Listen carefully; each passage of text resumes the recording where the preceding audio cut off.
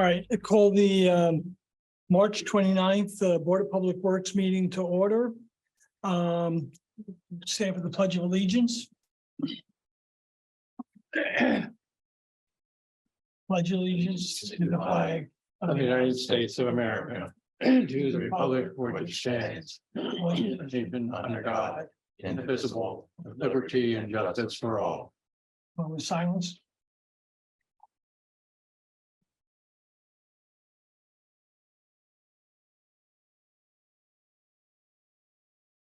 Okay, thank you.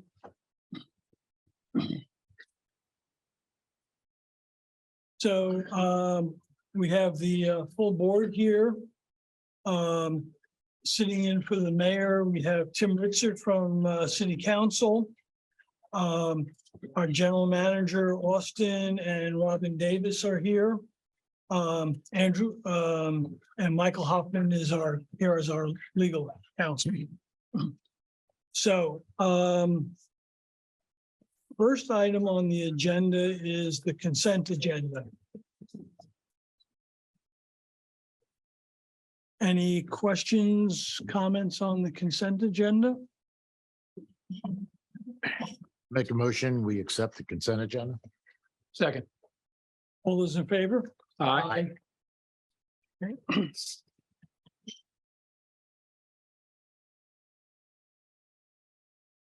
Received the Inframark report.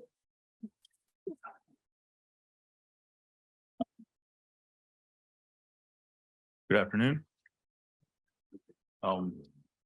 First thing on the oxidation ditch repairs, we're still waiting to hear back from the vendor for a start date. You know, a PO has been issued on the filters. So we had discussed last month about some excessive foaming issues we had at the plant, specifically on the trains. So we were able to mitigate that. It pretty much has been done since the end of February. We started deragging train 4 beginning of last week. We got through about one module so far.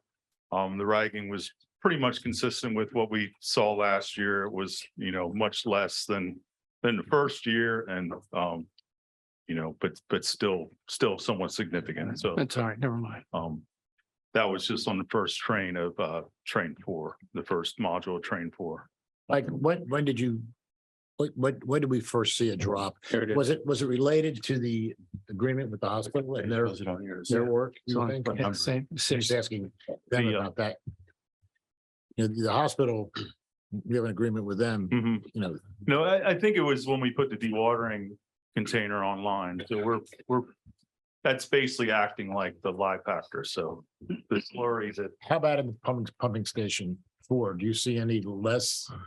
well, it is less. And I think it correlated with the it correlated with the hospital, you know, efforts made at the hospital, but it's definitely less. We haven't had that suction line clog, and knock on wood, since I don't The know. clean out's on actually. Yeah, prior to that. it's been at least a year. That's good to hear. Yeah, Thank you. yeah. And train 4, how long has that been online? It's been a year. It's been a year. Been a year. And I think they're showing me pictures that there's a couple of minor tears, but nothing, A couple, but not many. not many. 2 or 3. On the comments about the spare pumps, do you have any idea of which ones would have the highest priorities within those, what, 5 or 6?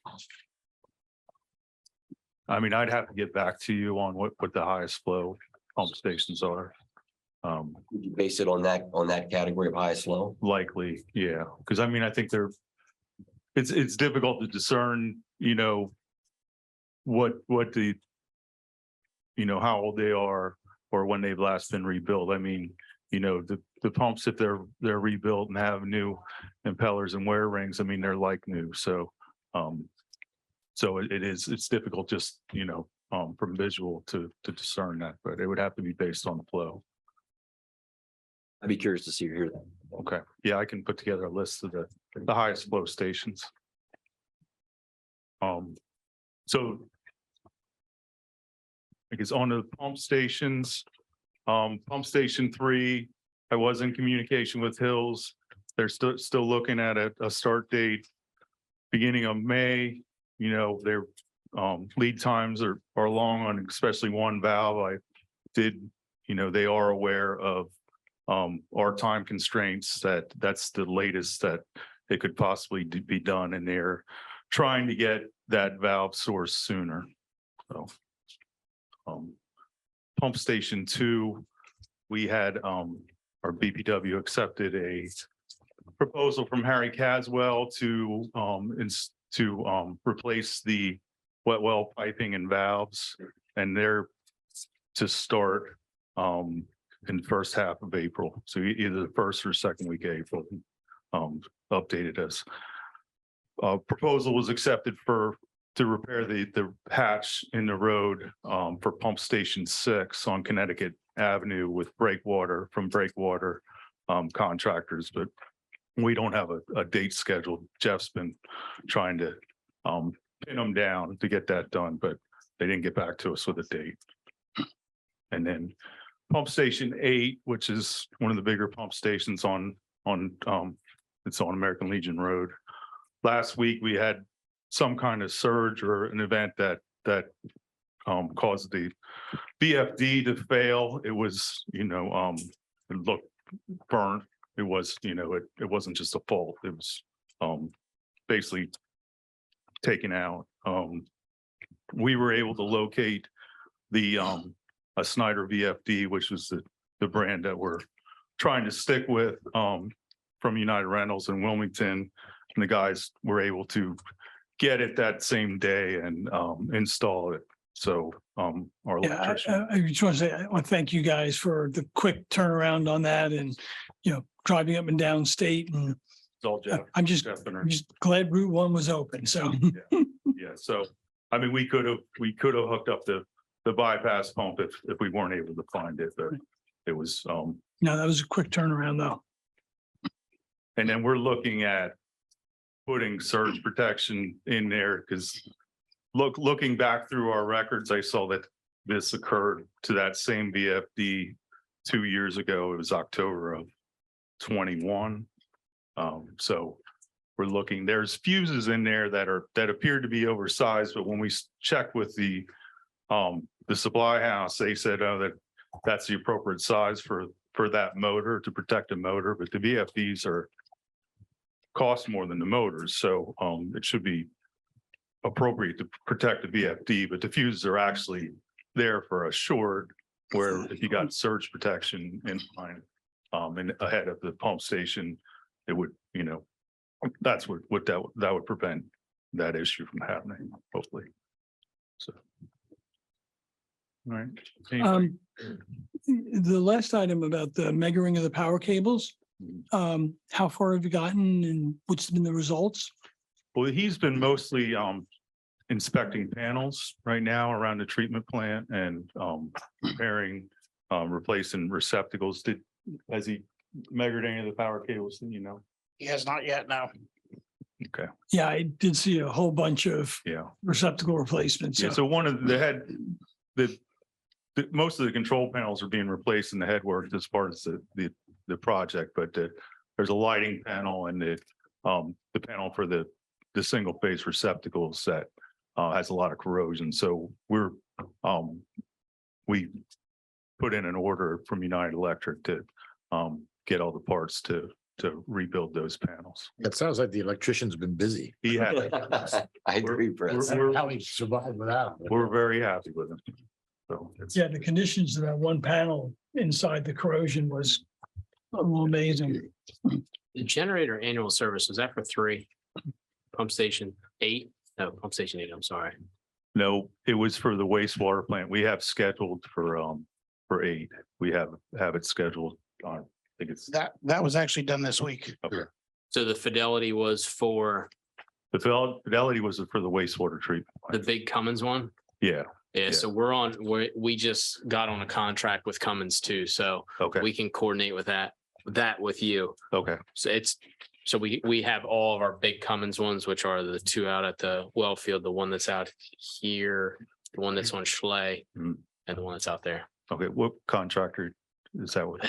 Cummins Oh, okay, Direct. Okay, Yeah. yep, okay. Yeah, I'll- so that was serviced end of December, so, We also just had somebody come out this week to replace the belts on the generator at the facility. Was that through Fidelity or through Cummins? I believe that was two Cummings. Yeah, that was through Cummins. I'll loop you in so that you're aware. Okay. The gentleman that's handling on our side. okay, thank you. Yep. Any other questions? The maintenance budget, Mm, $58,000 under budget. That's For that's for the year, I so understand. the total for the year should be 80,000, so we're pretty much on track. And then there's a rental, the rental at pump station 4, I think that's under us, and that's $1,700 a month that's being paid out of the maintenance budget. So now we'll be bidding out, I guess, the headworks, now that we got our permit. Hmm. How much time is that going to take, Charlie? The headworks project? You want me to do the schedule? Well, we You have, have a schedule? we have the bid schedule set up, and so we'll be coming to your May board meeting with our recommendation of award, assuming everything goes Great, well. great. And then I think we have, is it 6 or 8 months? Like, I'm getting my projects mixed Supply up. chain is gonna be dependent. Yeah, it's about getting the equipment. That's the actual on site. It's not going to be too long. It'd be great to get that done. Yeah, I would say by the end of the year. Yeah. And they're like, That'd be great. Thanks, Charlie.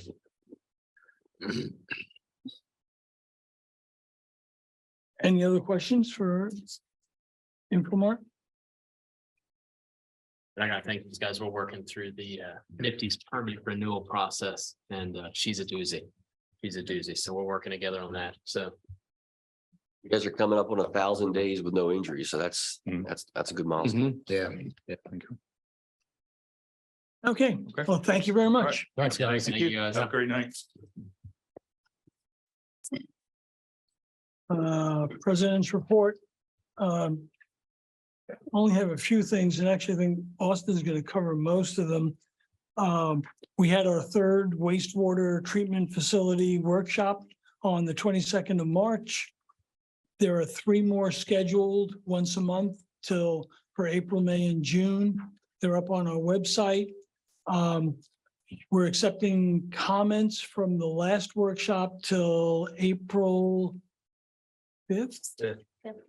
April 5th. So we encourage everyone to, if they have any more comments to put in, we will do as we did last time. We'll post the comments and we'll consolidate and update the FAQs if necessary.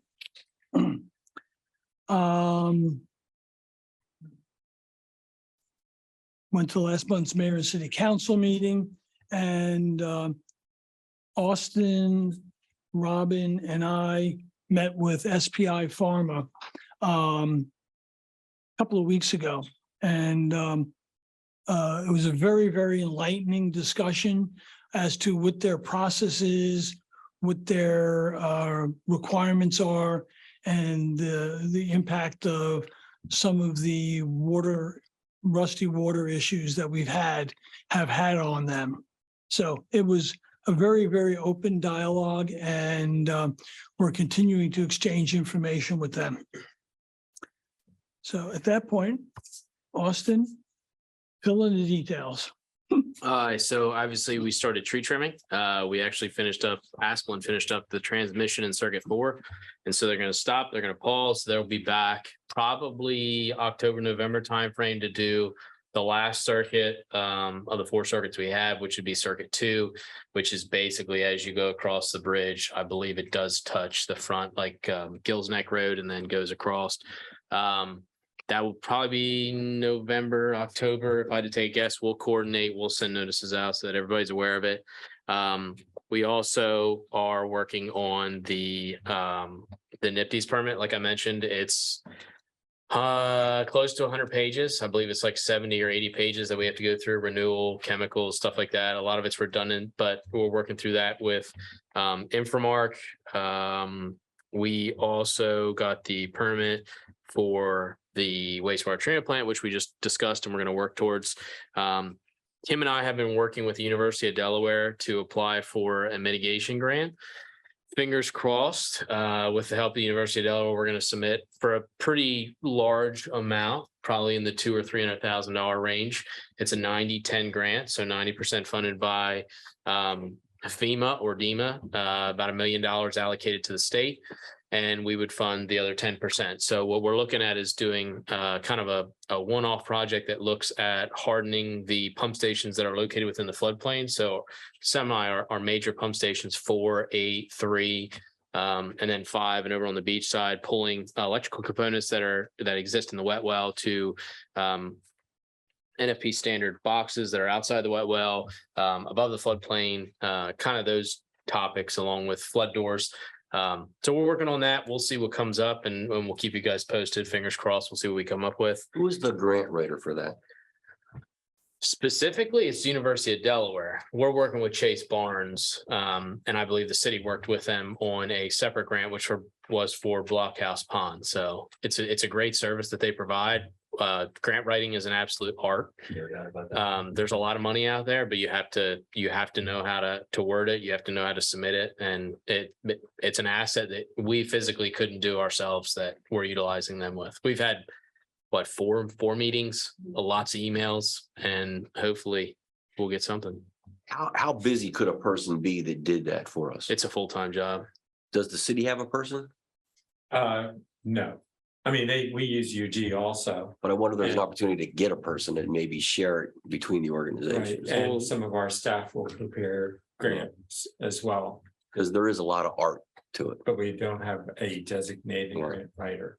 Yeah, A lot of people do. I mean, if you small organizations, small or large organizations, because for us, the tough part for us being our median household income is higher. So when you go for like SRF monies, you're not necessarily, because it's one of the factors that goes into it.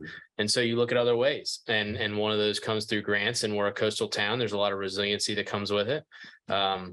So that's what we're banking off of. We have pictures from previous flood events, previous coastal storms that we're going to include so that the people are aware of it when we submit the grant, and we'll see what happens. Is this something we should look into to get a writer or?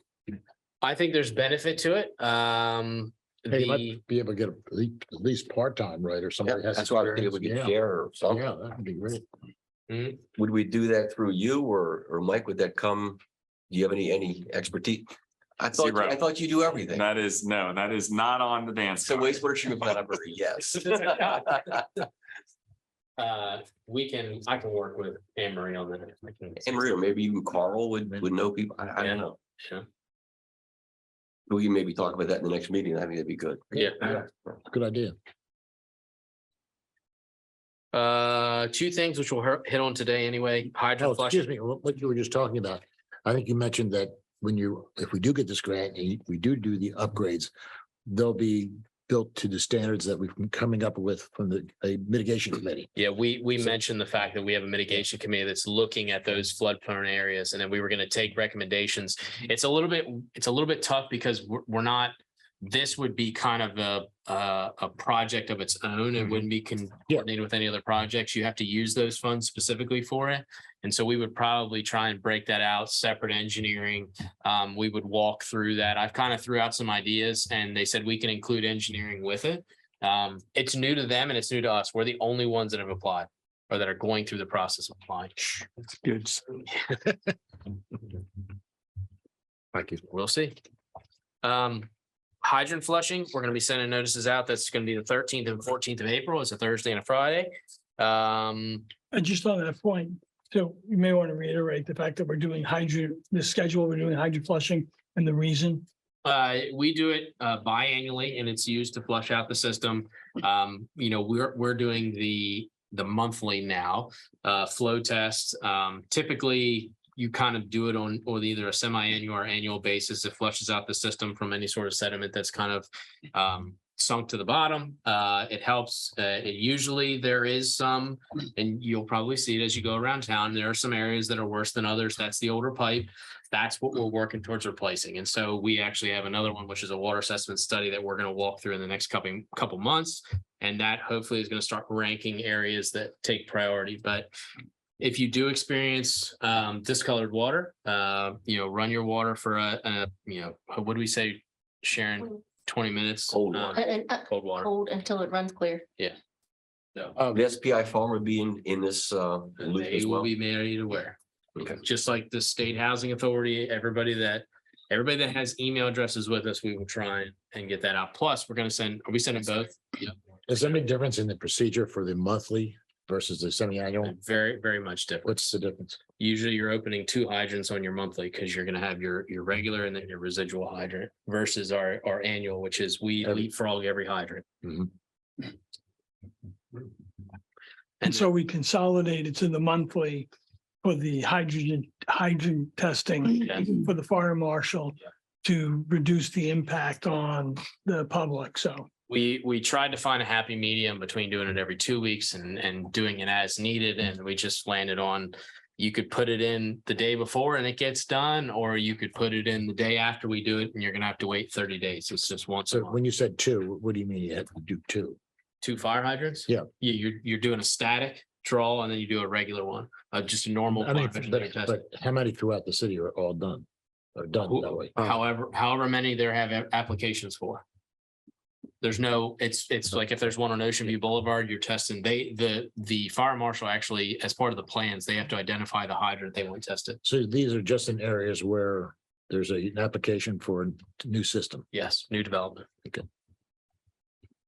And household hazardous waste, which we'll talk about later this meeting will be on the 22nd of April. Josh, anything on your side?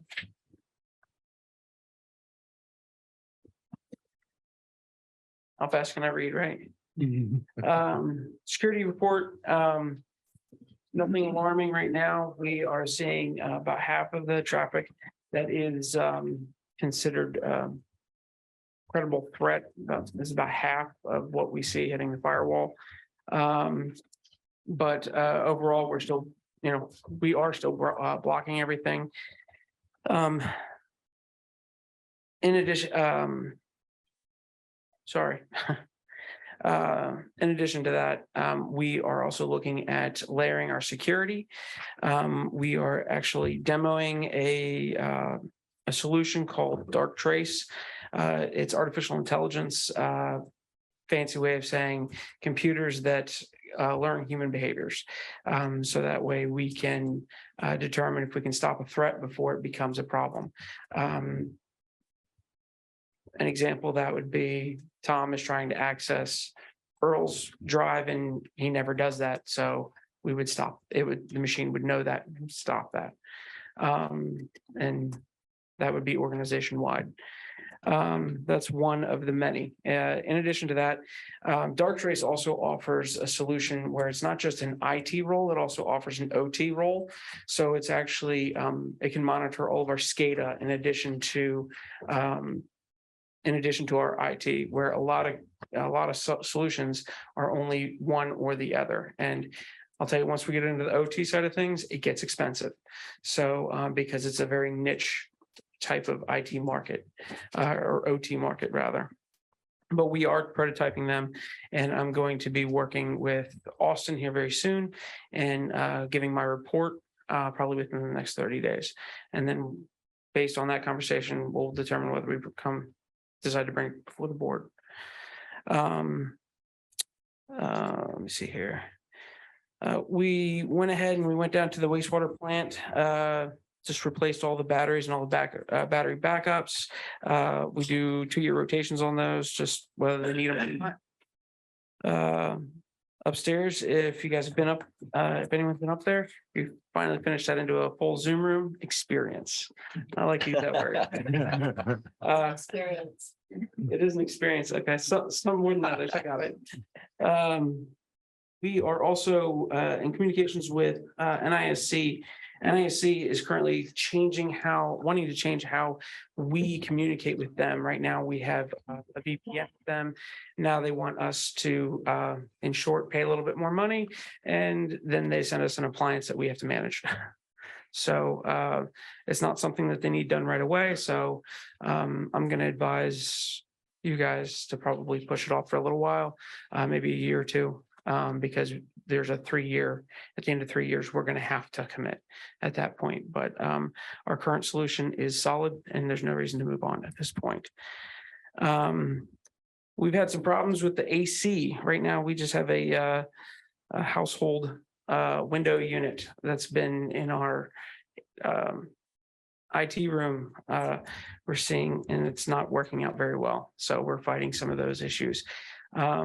It's kind of rough to see a couple $100 AC unit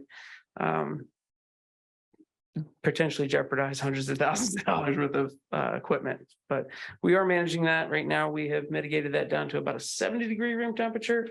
We're trying to hit 65. Is that where it's supposed to be targeted, 65? Yeah. It's kind of that happy medium. You don't want to get it too cold. You don't want to get too hot. In the city, is the city working with that, or? Is this the same location where the city's assets are stored, a separate location? Yeah, I'm actually not aware of the city's IT closet and what that room conditioning looks like. Right, but your facility, what you're speaking of is located inside this building, It correct? is, yes. We have a room dedicated for IT for our server rack, Mm-hmm. and the servers put off a considerable amount of heat. Heat, right. And we need in addition to the regular ambient room temperature, we need additional cooling Sure. in that room. And so our target is 65 degrees, and so we are managing that right now. Right. I'll be Did you buy the air conditioner because of this? So And was it working prior to that? yes, so the air conditioner was working, and then it finally, about every 6 months, these units go out because we've yet to find a true permanent home for these assets. They've been moved around throughout the building a few times, and none of the rooms were originally designed for that. And so what we've been doing is trying to manage that. The air conditioning units that go into them are quite expensive, Right. and we're just trying to do a reasonable cost solution at this point. Well, But I'd reach out to the landlords and see if they could help us. Yeah.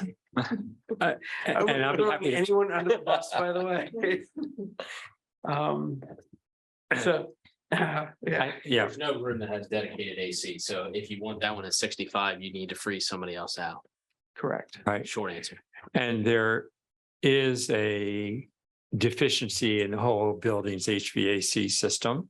And that is being investigated. And hopefully a solution is going to be put in place, I'll say soon.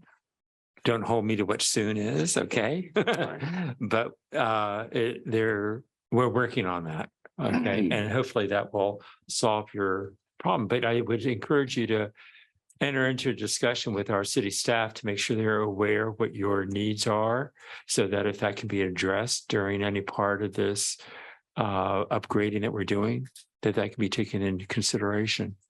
I will absolutely be happy to reach Yeah. out and communicate and just any way that we can work together. Sure. To make this happen. Those Absolutely. assets are very sensitive. Right. So If I can help you with that, let me know. appreciate that. Thank you. So Mike from Inframark already left, but I reached out to Water ISAC just sent out a post a little while ago about a Windows patch that was negatively affecting SCADA. I went ahead and reached out to Inframark, let them know, because I know that they have SCADA people. I also reached out to our SCADA engineers, Keystone, advised them of this patch. We have yet to report any issues with these patches. So I believe that we've properly mitigated and averted these issues with these Microsoft patches. We've also been going around replacing the AED batteries and pads that we have throughout all of our locations. So they should be up to date now. I'm getting a nod, yes. And then here's a fun one. We procured a go bag. And the go bag is actually an EMP specific bag. So it's designed to block EMP signals.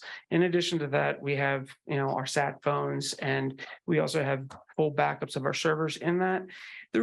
It's EMP is kind of a fun thing to think about, but it's not really plausible. It's more so, it's a bag that has all of our backups in it.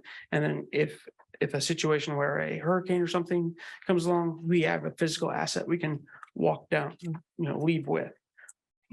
So if we ever had to be evacuated, we had that in addition to our cloud-based backups. We have backups on backups.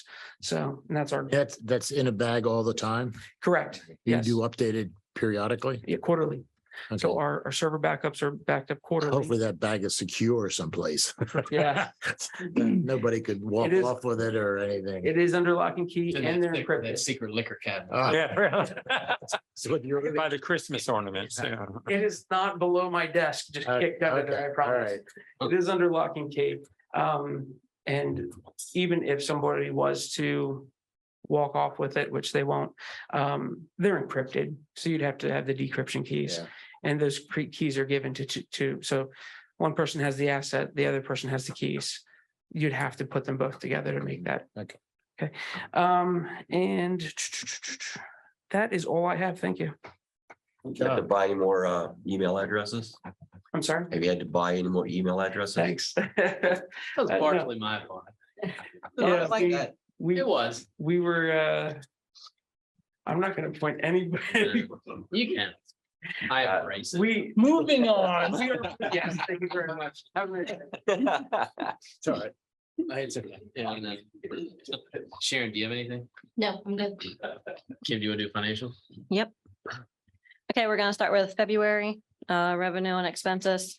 It's a lot of the same information as previous months. We have the same problem areas, but I just wanted to point out, line 12 for electric, we did 24,000 in transformers, repairs and maintenance for preventative maintenance. Line 13 for water, we had, the 120 water, 18.5 hit.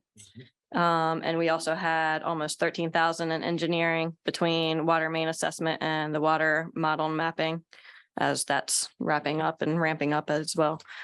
For sewer, our rate for Inframark is $24,000 more than this time last year. So that's showing in our financials. And line 27, change in market value, we lost a little over $150,000 in our investments. But overall, our revenue is higher than budgeted. Our expenses are pretty close to what's budgeted. We're actually beating it. And our bottom line is better than budget.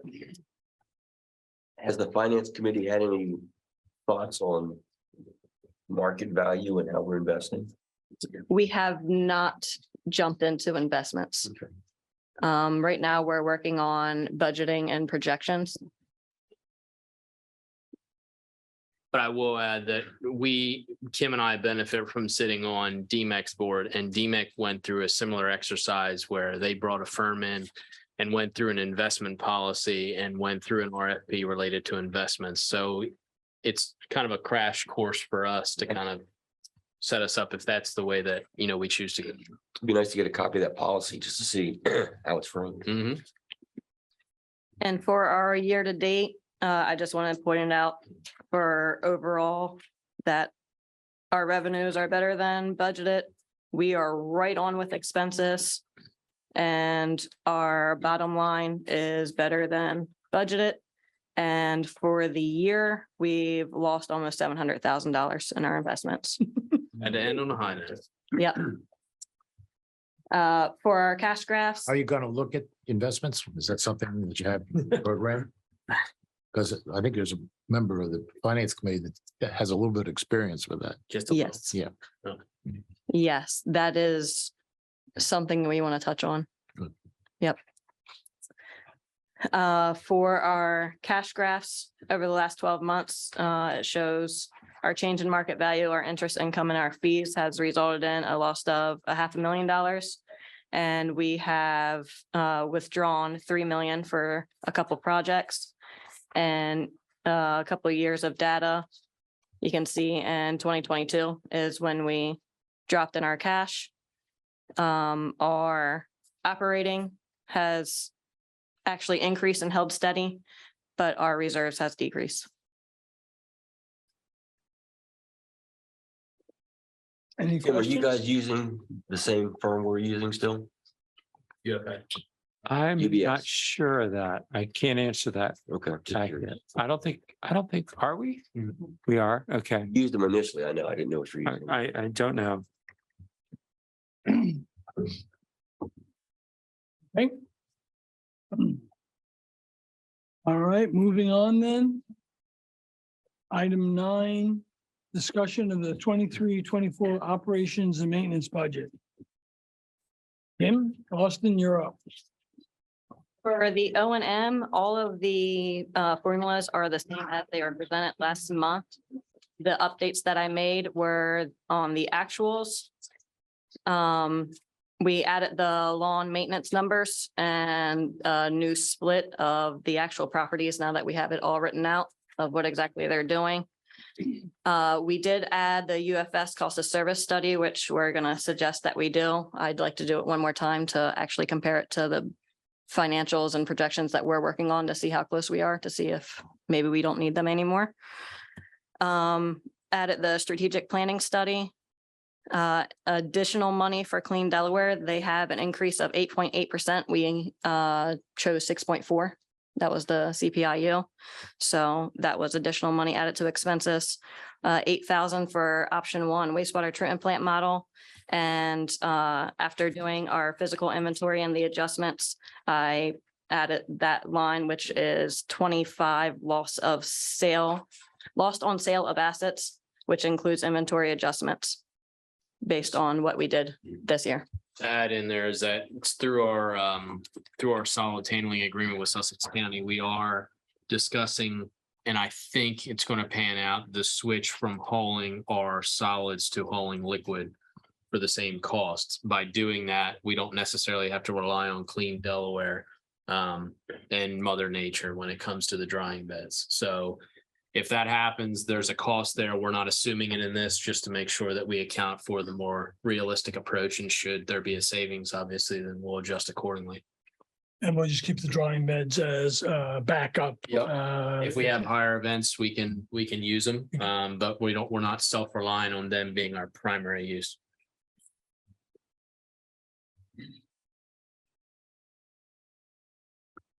Any questions on the O&M budget?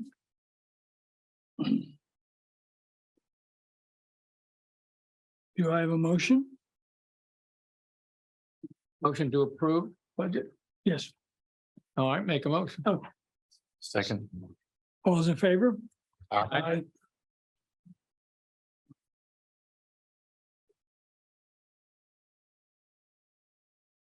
And I really want to thank, Kim and everyone for the effort. This has been a very in-depth dive, and we've had, I can't tell you how many meetings on it so far. So thank you guys very much.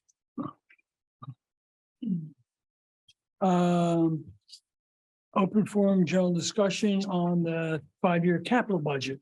All right, so I'm gonna take this one. Again, doing some highlights. We threw in 2 numbers in the water section that we want to take a look at. One was the Sussex DuPont loop. So what this is, the school district's doing a project where they're replacing about 400 feet of pipe between Sussex all the way down to DuPont. We discussed whether or not we should partner with them and basically replace the entire thing. I've discussed it with Ben. I've discussed it with Josh as well. Hydraulically, that pipe being there today is a benefit. The question is, in the future, is there going to be access issues when that is fully built out? And so between the 2 of those, and we're still finalizing this, but there's a good chance we'll pull that off. And then when we do the Johnson, DuPont, Burton, and Painter project, that pipe would be upsized, and that would be cut and capped potentially. So we wouldn't have a pipe going through that whole area, and then the question of access, and it's not. You have Chesapeake Gas going through there too. So it's a very tight area, and when it's fully built out, it'd be even tighter. The other one is the Monroe water line, and that's basically when you come out of the trailhead parking lot, there's a concrete collar around a valve cluster. From that valve cluster to what will be the future home of Old Town of White's Pond, there's an old iron pipe, steel pipe that goes all the way down that swath. And so we had a discussion originally on whether or not we would replace that pipe, upsize that pipe and replace it. So it would be coordinated between the two. We're working through that, and we don't know if that's the best option right now. We're looking at hydraulically, whether it could be supplied from the interconnection that's already being had with Bay Breeze and the interconnection that's going to be had with Joe Field. So we're looking at that. So we'll probably return there. Those two projects, they're kind of up in the air, so we're not sold on those yet. One to kind of keep in the back of your mind. So I've talked to Charlie about this. The city has phase 26 project. It includes sidewalk and road repairs on Chestnut to Park on 4th Street, and then on Marina Drive. We had in the budget about looking at it, and you can see the highlighted items in yellow under the water section have to do with water quality. And we're doing a planning grant to look at that. GMB is going to be doing another report in the coming months related to it. One of those projects is the DuPont, Johnson, Painter, and which one am I missing? Burton project. So if we were to do that project, all those streets would connect in on 4th. Currently on 4th, there's an old 4-inch cast iron main and an old 6-inch cast iron main. So if we were to do those projects, we'd be connecting into cast iron. The question is whether or not, and Charlie and I talked with Ben about this, whether or not we look at continuing the existing ductile pipe that is at Park and sending our installing from there down and connecting into the pipe that was put in as part of the Mariners Retreat project, which is at Burton and 4th. We're working through that initially. We did have a customer complaint in the 4th Street area. I'm meeting with them on Friday to kind of unpack that. But it's something to think about, because if we want to be forward thinking, if that's going to be paved, even though this extends past the limits of that paving work, do we look at extending that pipe now, knowing that if that project comes down in the future, you want it to connect to a new poly line or a new line in general? What size was the pipe that was replaced for Mariners Retreat? Is that 10 6 or an 8, I think. Is that all it is? There's a 10 there. 10, now. I thought it was a There's 10. There at all, went down. So that's a new pipe. Correct, Yes. yeah. And that's looped through Politown Village. So that's a 10, that segment. What's it tie into once it gets to Burton? I think it's a 6. 6. A single That's- pipe, or is it It's Single. a single pipe fed from Queen Anne's and okay? so, I mean, it comes in both directions to that point. But the idea would be if we were to do it, we would connect into that All 10. the other, yeah. Yeah, and then that would be the loop of poly all the way through. The ductile is the question on whether or not we need to do anything as part of the phase 26 project that's related to utilities. That hits on the water. Obviously, the sewer, we're gonna try and piggyback whenever we have a water project, we try and team it up with sewer. Obviously, you're gonna be in the road. And then as you come down to the wastewater treatment plant, some things to highlight is the bell filter press. We've talked about this a couple different times. If we move forward and the county is willing to haul liquid, that helps us out a lot. And it could potentially put us in a spot where we wouldn't have to acquire a bell filter press. It's a new kind of situation, so we're going to see how it plays out, see how we manage it. We're going to be reducing costs with Clean Delaware should we move in that direction. So let's see how it goes, and then we can adjust accordingly. Obviously, the wastewater treatment plant, huge discussion going on right now. However that lands could impact that greatly, and that also plays in the equalization tank. We've talked about the EQ tank and whether or not that will be replaced in the short term, in the next 5 years or so. But should one direction go with the wastewater treatment plant, it may not make sense to do that. Hauling the liquid, how much increase will there be with truck traffic? So the idea, I believe it was 7 loads a week I think it was 7 loads a week, I think. Is what the calculation was. We worked with Inframark. It was, I think it's a 6,000 gallon hauler tanker. So right now, I want to say they're at least hauling 2 or 3 times a week. So About doubling. yeah, doubling it, but it's Do we ever have complaints about the hauling? no. Just to go back, and I apologize, underwater production, which is clearly one of our most expensive line items. Yes. Press, I know you had some concerns in the other meeting. Any other thoughts? Are you comfortable with what we're talking about? Trying to think what. The size of the tower. Well, I still have concerns. I'm not going to go any further with it, I don't think, but I would like to have seen to get a check on that, just because it's such a big project. And the numbers are just kind of, I don't know, they're really optimized the design, but that's water over the pipe by now. Well, it's a $5.2. It is. dollars. It's a big number, and I just thought it'd be good to double check that number before we take the next step. But one of the things we had discussed was the difference in cost between a $750,000 tank and a $1 million tank. Well, I mean, do we know we're in that ballpark? Do we know we need even $750,000? I don't know. And I just think, it was an expensive project. It's the numbers are tough to. I haven't seen all the detail. I could ask for the details, but I haven't seen it. That just kind of worries me that those numbers could be larger than we think. What would be involved in doing a study of sorts? You got an owner's thing or? No, it wouldn't be. It wouldn't be. I've already, have an idea how to do it, but unless there's a change of heart, I'm not going to press it. Big line item. That's the reason why I bring It is. It's a very big line item. Who would do who would you think would do the independent? Well, I've talked to somebody that's really good with math. Well, that eliminates you. Wait a minute, I'm an engineer.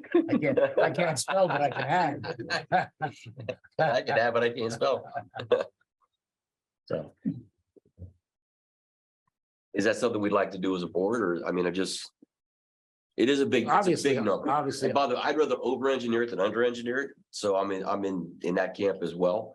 But I want to make sure that if there's a better way to do it, it's a big line item. That's all I'm asking.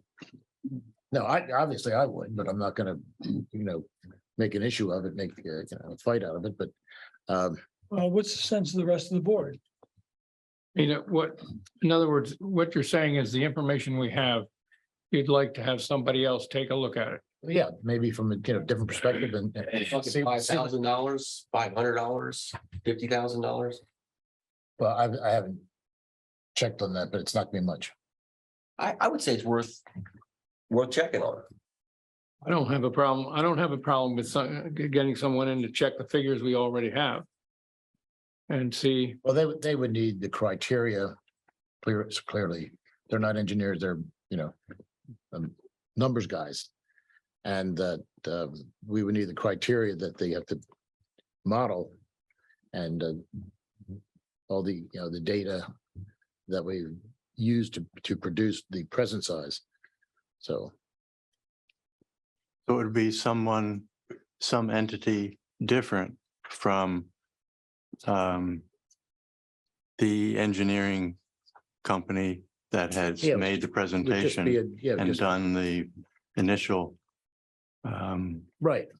study. It would just be checking what's been calculated to see if that's been optimized. But this, so are they looking at the size of the tank or? Yeah, What? the size, looking at all the criteria for Okay. design that was done. Mhm. Using the same information. Obviously, they wouldn't be Mhm. using any different information, but it's apples to apples. And see if it's been optimized. That's So fine. I don't have a problem with it. You're not, are you not proposing that it be a water engineering firm? Then it would be just someone who's, Somebody that's good with numbers Number. that have all the raw material to, because this is just an optimization calculation. It's saying have these with these periods of usage and amounts of usage and so forth, what's the optimum size tank? That And they'd have the you get. ability to do fires that happen and. They would have to use the criteria of, we have to have that reserve in there for fire, that it's a baseline unit. And the base number of gallons you have to have in there that have been identified. They have to use all that, but then use all our usage numbers and time numbers to just calculate what, they don't care if it's beans or water or anything. I'm kind of like Tom and Tom. I think it's a good idea. I just want to make sure, to your point, I think that we've got the right set of eyes, right skill set looking at it. right, because I think what you're proposing is, and I'm not as opposed to it, but that it would be someone to validate the spreadsheet that was presented and make sure the calculations Well, that are not driving necessarily the it. calculations, but the approach. See, that's where I'm having a hard Yeah. time with, if it's not an There's- engineer that knows water There, systems. this could be, say, anything. Having the right criteria and the right numbers to work with, you could calculate what the optimum storage is needed for certain usage. It doesn't have to be for water necessarily. Right, but in my mind, the validation of the inputs is almost as important No, as, we accept the inputs. I mean, how much is used at certain periods of time. That's all data. You'd have and to we know the you'd have fire, to use the same data and we know the fire marshal requirements for, and the requirements, that would have to be met. Well, So how would they get that same information? Well, So we that get it it's a, Just so we're using the same figures, I'd get it, from GMB and use the same data. so are we saying that here's the report and the recommendation that our engineer has made? Can you look over the math, the presumptions, the sequencing, and see what outcome Well, you make of those, yeah. that same data? I'm told that an optimization calculation is very involved. And you need calculus even to do it properly. And I've forgotten the calculus I had.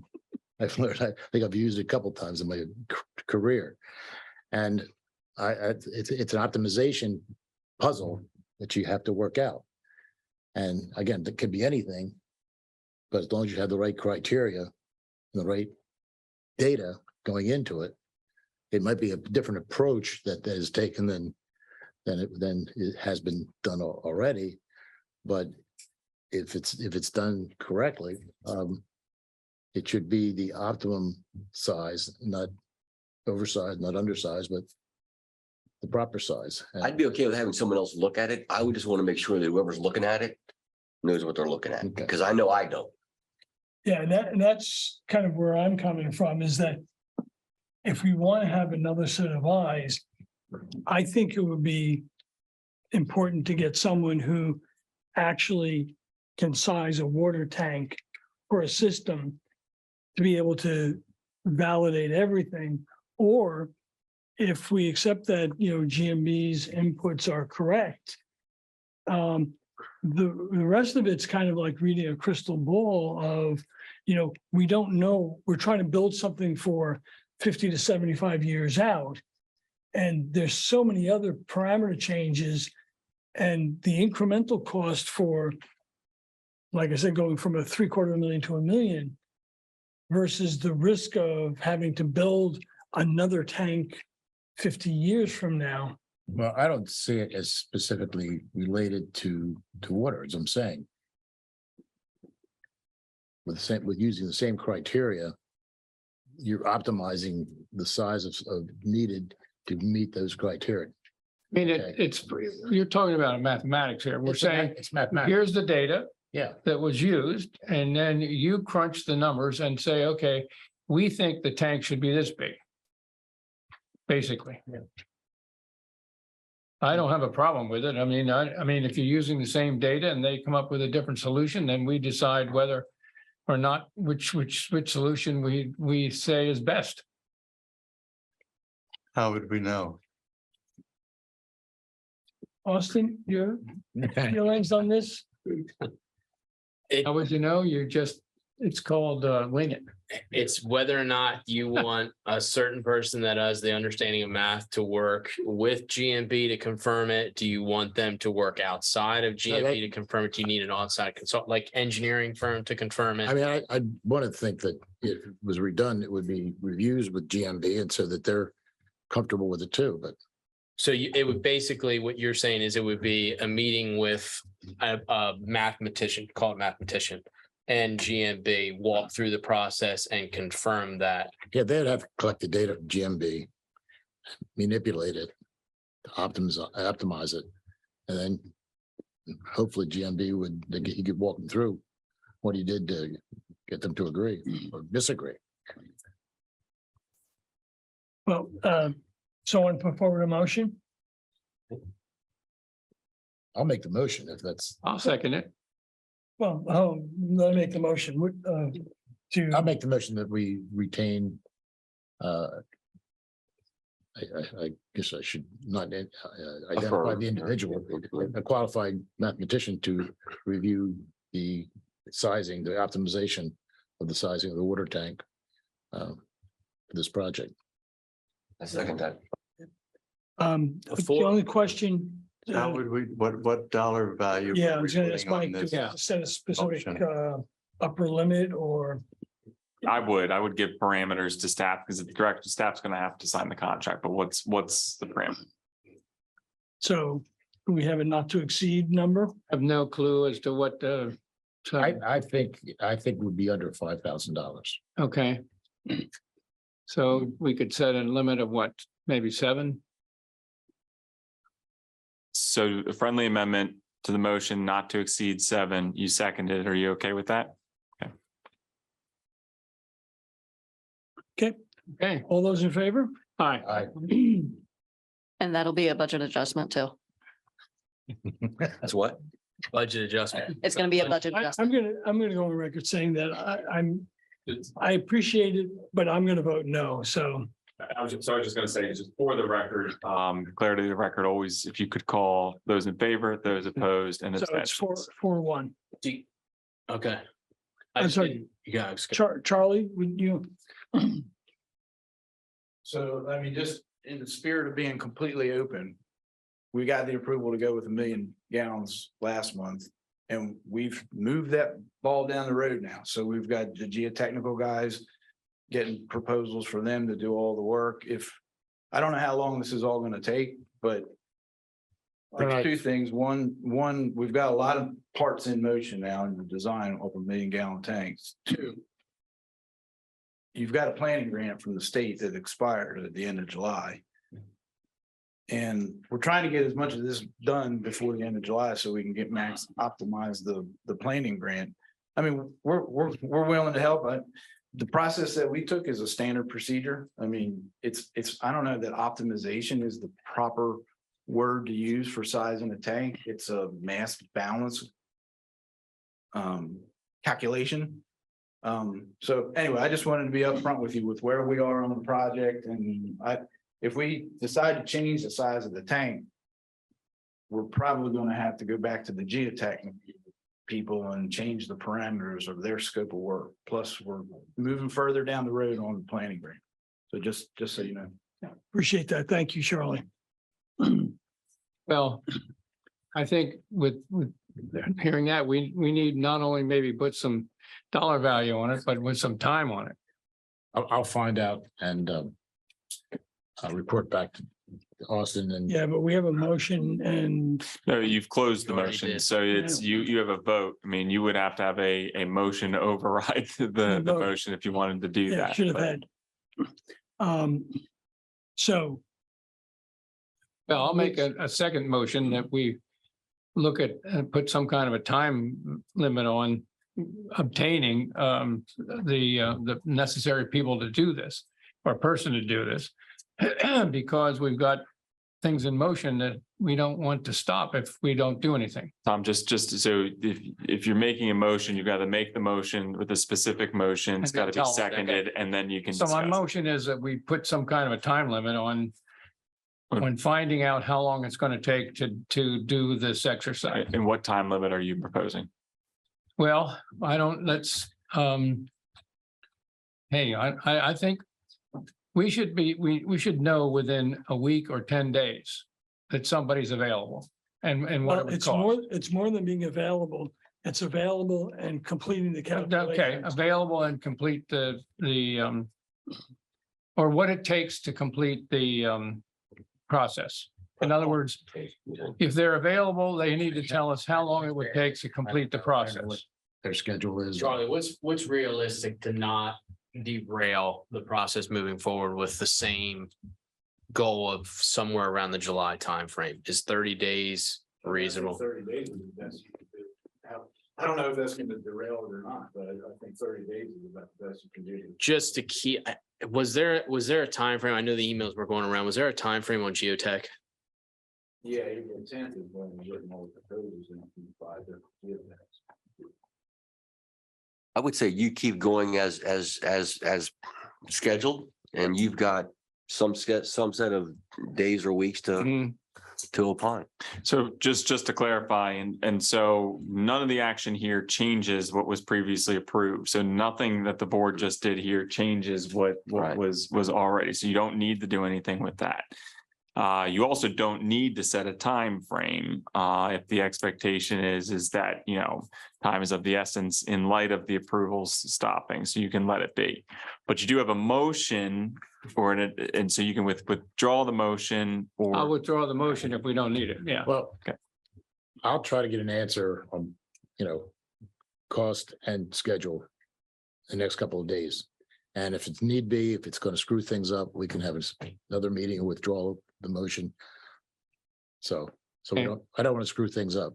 But correct me if I'm wrong, the direction was to have somebody confirm it, but we're not stopping the process moving forward off the million. gallon. correct. So the simple thing is, if it ends up being that it's a problem, then what you could do is you could come back at the next month's meeting and say, kind of withdraw the request. But right now, again, they're running on concurrent paths, so just see what you can find. I would like to get your calculations so I can show it to the person and see what he thinks and see if it's doable, see if it's cost us, whether he has the time, that type of thing. And, no, I don't want to screw this up.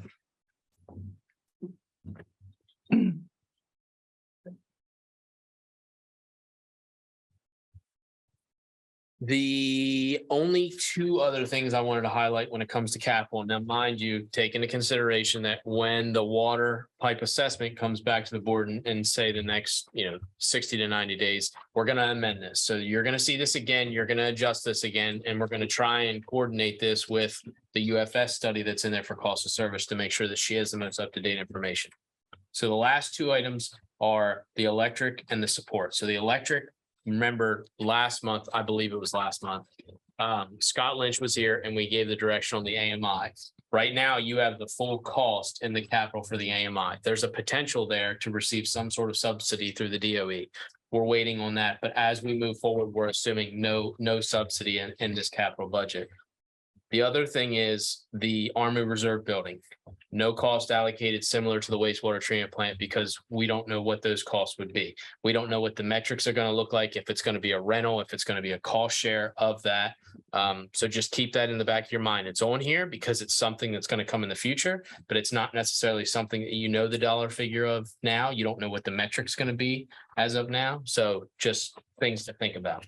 Tim, I want to be sure that as we move forward with this, that if we're gonna be a part of it, that we're in with the city in the planning, selection of an architect or architects, space requirements, that we're there with you. Okay. Because we'll be putting up a lot of the money too. Sure. So if we could, and we should decide whether we're going to own a piece of it or lease like we do now. That'll all be worked closely, and I don't hope, hopefully the city won't be going down the road planning and we disagree with anything that they're coming up with. So I'll make note of this. Yeah. I will also tell you that it's my understanding that what was originally thought to be the period of transfer from the Armory to the city it's now my understanding that it's been pushed out and is not going to be happening within the next 6 months. So, but I'll make note. when it happens, just we want to make sure that And- we're, Sure. marching with you. Appreciate that. Yeah, thank you. And we're also paying half of the GMB bills. Yes, related to just that one study, which is the space requirements. Austin, on the AMI, and I may be recalling this incorrectly, but I thought the board's approval was conditioned on the DOE. Correct. I just referencing in here, it shows as one lump sum item, not this year, but in 2 years. And so I'm only making them aware that there's a potential for that cost to be cut in half should they decide to go with that project. But if DOE doesn't provide the subsidy, technically there's no authorization to proceed. So the Correct. line item 0. Correct. Just on here, just noting it because it's been a placeholder for the past couple of years. I would have recommended going on head count that's in the building versus 50-50. Had I known that. The space study, No, with the GMB payments that we're making. just on, it's only on the space study when it comes to the needs. Is that right, Anne Marie? The needs, the space, that's what it is, the functional area assessment. But not based, so what's it based on? Just, it doesn't matter. 50-50 It's cost done, split. it's done.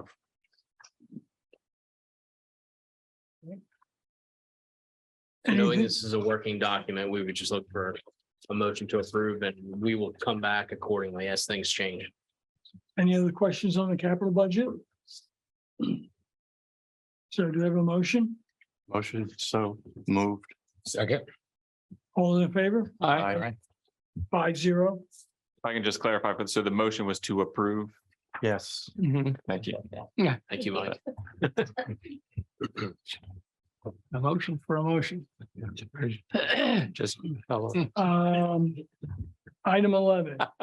Mike, can you promote Mike Sutherland? So just to give you some background, I passed out some stuff that Mike wanted me to pass out, which was a summary of the pollution insurance. We talked about this at the last meeting and the instruction was to go back and take a look at the existing pollution insurance policy that Inframark has. We've done that. Mike has laid eyes on that. He's provided a summary of that in the email that I sent to you guys. I also included the list of assets that would be included in the pollution insurance. And so really what we're here to talk about tonight is, again, it's just relatively the same conversation that we had last time. We went through, we confirmed some things. What that did was it showed that this pollution insurance policy that we're going after fills in the gaps of what Inframark's policy is. Obviously, Inframark's policy is more refined to deal with the wastewater treatment plant. This is broader. It hits more things. Mike, let me know if I'm missing anything. No, you're right on so far, for sure. So, What are the more things that it hits that they don't have? Mike, do you want to? Yeah. Let me jump on. So their policy is a site pollution only. Our policy is a non-owned disposal site, transportation pollution, and contractors pollution liability. And so then in addition to that, there could be some other things that was kind of difficult to tell. But they also have a $250,000 deductible and their limit's $1 million per occurrence.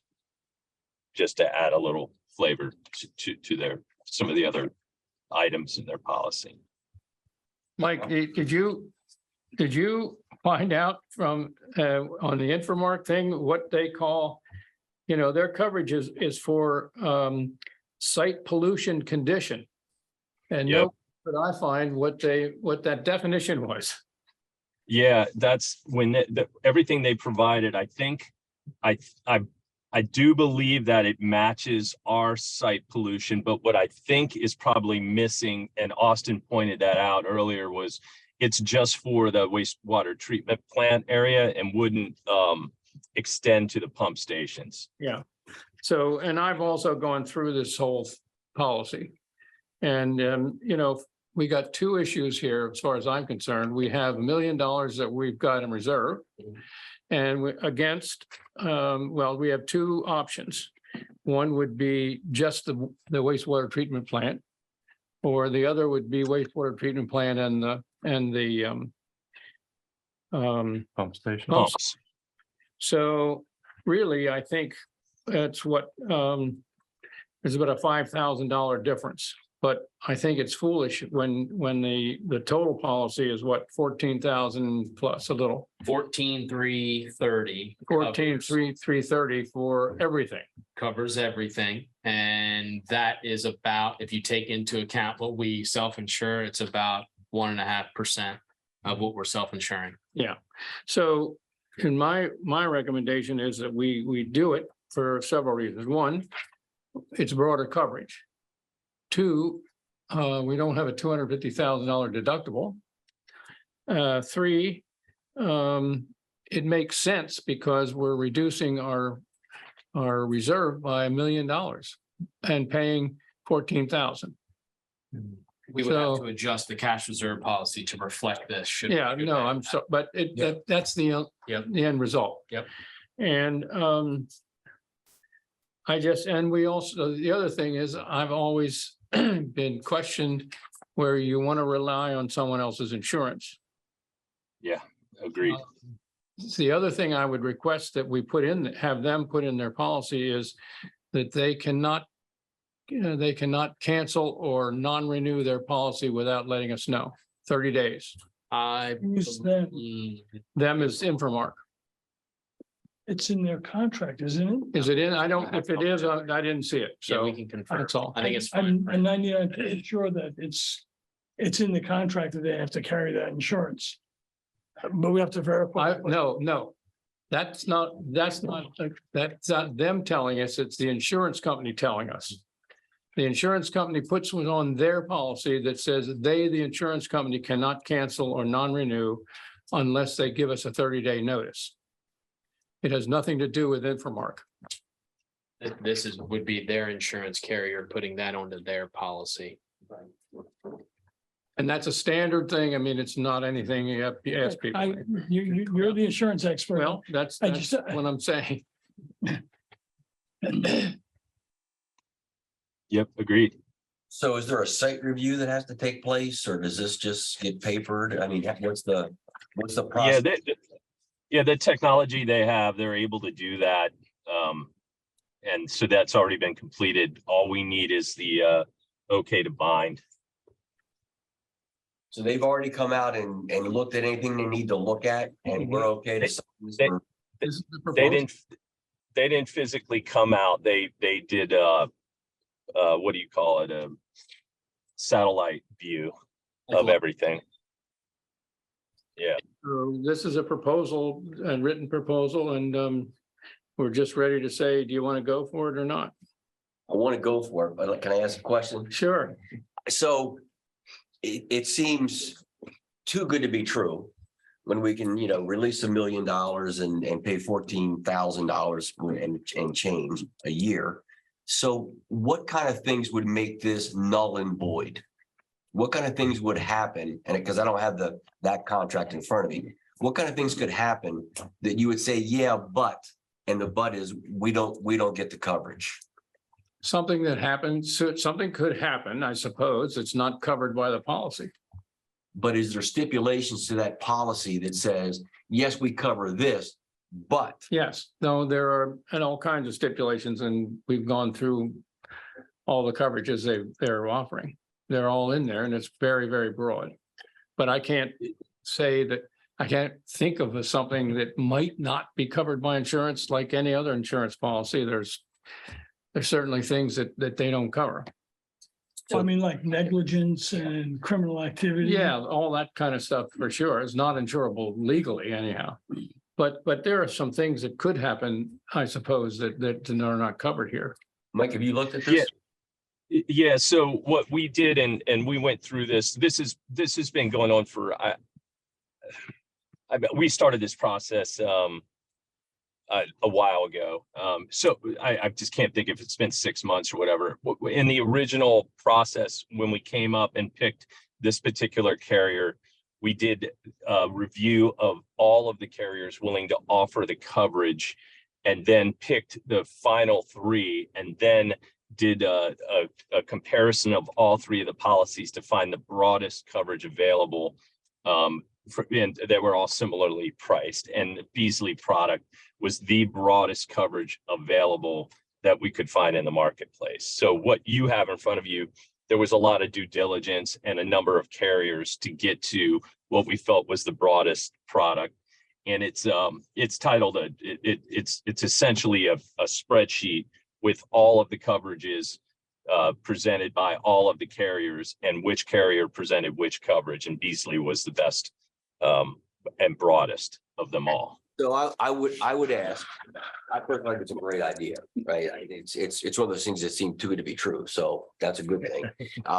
Mike, to read through the contract in detail. And I'd love to know more about the company that's accepting this, what their rating is, et cetera, et cetera. They're AM Best rated. They're what rated? AM Best rated. They're an AM Best rated carrier. That's a good rating, very good rating. And I think going through the contract, I'm not sure what you're going to find. I'm not going to find anything. Okay, let me just tell you this. An insurance policy covers these things. And some things they don't cover, and it's possible we can have that. So we would have an option of either going by this policy and just saying, fine, we think it's great, or you can say, fine, we'll self-insure, put some amount on a side just in case. But those are the options. And reading the policy won't do anything more than what I just said. Unless somebody wants to look through it and say, you know, what this could possibly happen or that could possibly happen. But we're talking about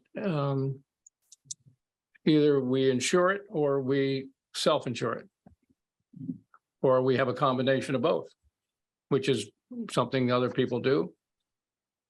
We could say we can increase well, no, we don't want to do that. But here, and let me just give you, and I don't know insurance. Okay. Right? And you are the expert, and I fully believe all of those things I just said. I don't know that if somebody throws a chicken, and I'm really dead because of other ways, make sure we get right. If somebody throws a chicken into our pump station, like, you know, into the pump, and it fouls the pump, being a little facetious, right? Maybe not, but is that covered? I don't know. Well, what this thing covers pollution. Okay. So And it causes if the pollution pump in the is canal. damaged, it doesn't cover the pump. I know, but the pollution goes into the canal. I understand. So That's where you're looking at the coverage. So I think what Tom's saying is, so what we did was we've done the due diligence and found the broadest policy available. But in order to trigger coverage, there's so many different scenarios. So something that I included, but was an example of claims for wastewater treatment plant that was included, but probably not passed out. So we could spend a lot of time going over different examples, but what our intent to do is to provide the broadest coverage available. And I think what Tom was getting at, forgive me, Tom, if I'm not, but he's basically saying that's what we've done. So that's the best that we can do. And now we have to decide, do we want to self-insure, accept the broadest coverage that's available in the market?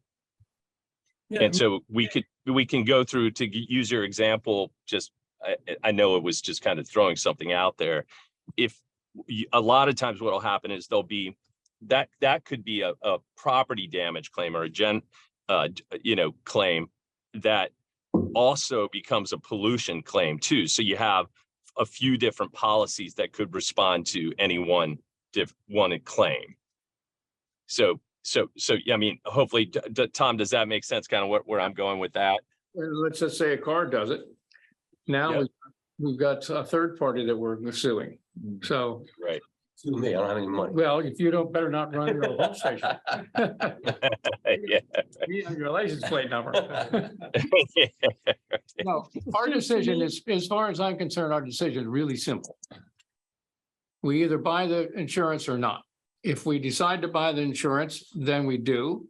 And then we decide whether or not we're comfortable with that, or do we want to put aside some money for self-insurance in case there's a loss that it's not covered by the policy. But the policy is very, very broad, and it will give us a lot of protection. Yeah, it seems to me that between Mike and Tom O, we've got two insurance experts who have reviewed this and feel very comfortable with it.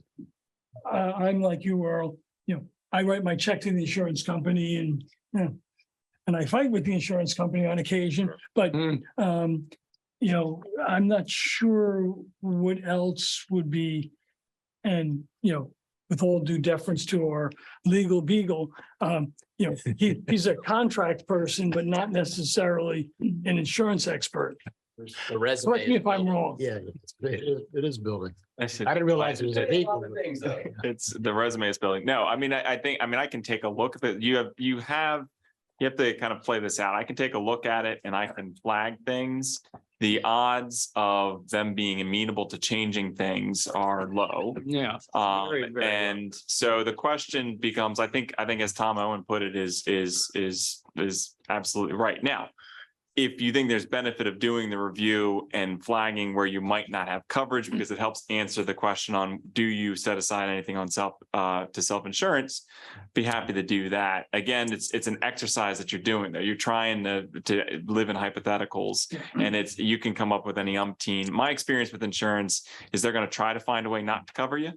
And that's just the nature of the beast. But if it's the broadest for the market for your experts, I'm not so sure how much I can add, but again, I'm happy to. So let me give you an example.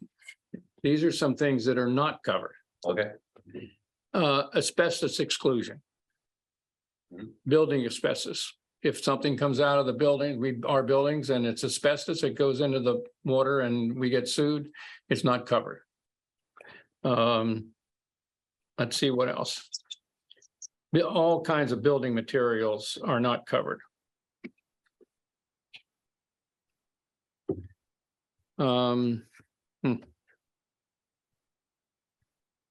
Lead soil groundwater is covered. So now I know where to put my lead soil. Yeah. Yeah. Except anywhere, except 100 yards in a circle around your house. This gentleman lives next to the next to the biggest pump station in our system. Government. I'm not against it. No, I'm not okay. against it. The only thing I'm trying to figure out is we should do this. If this gives us the coverage, we should do it. The other point is, I don't know what it doesn't do, other than what you were opining on, to say that we should not take $1 million and just throw it away, not throw it away, spend it, that we should actually have half of that or a third of that. I don't know. If I was reading the pump station report, which said that we had pumps that were supposed to be reviewed, in 2016 and haven't been done, and a pump station goes down, and I'd ask for every bit of documentation I could get my hands on. And I would say, yes, there was a pump station that broke, it went into the canal, and we're not covering it. And I worry about that, because that could happen. So I'm not against signing the contract. What I am for is signing the contract and understanding where the gaps are, to understand how much of that $1 million we really feel comfortable releasing. Is that a better way? That's another exercise to come up with. Because we're gonna have to go back to revise the policy on reserves. Yeah. So we can have that we can get that information and have that discussion at that point. That's a good point. Because I It's do two, agree they're with two you. different things. I do agree with you. We don't want to be bare. And now, Mike, if you have the knowledge to go through. Yeah. Or not, I don't know. Yeah, no, I think that's a very good idea. And agree that that's a whole separate discussion. And, but I think that's a very good idea. You should make the motion. Well, I make a motion that we buy the insurance policy Which one? So, for everything, including the pump stations. so it's the $14,330 Yes, for the wastewater treatment plant and the pump station. exactly. I will second that. On the question? All those in favor? Aye. 5-0. Can I just ask a clarifying question? So when you gave the example on the chicken and said it would follow the plant, was that pun intended?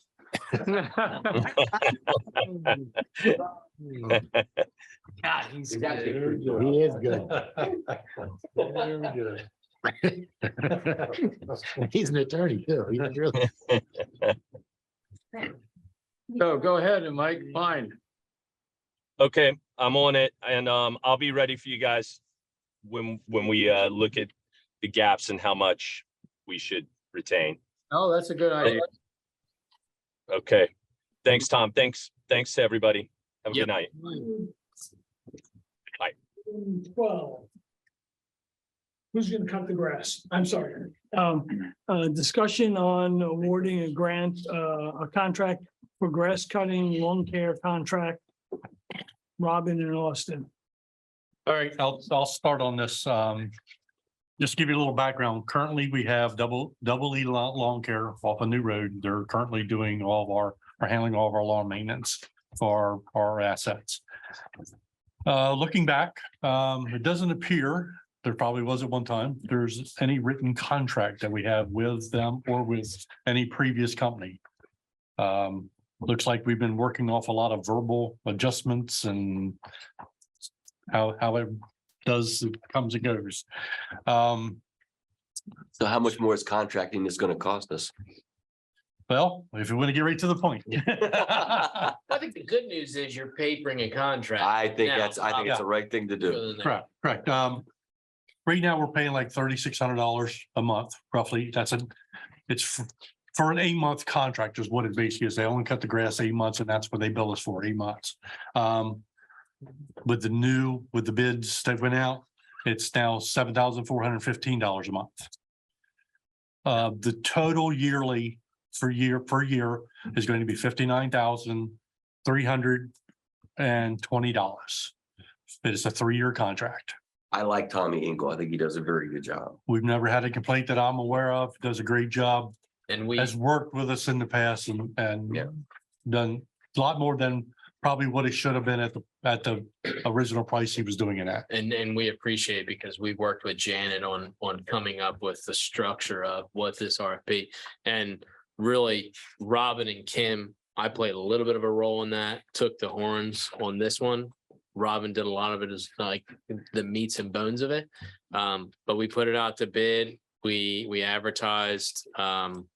We only received one, which was Tommy Engel. But he's been doing it since I've been here and beyond.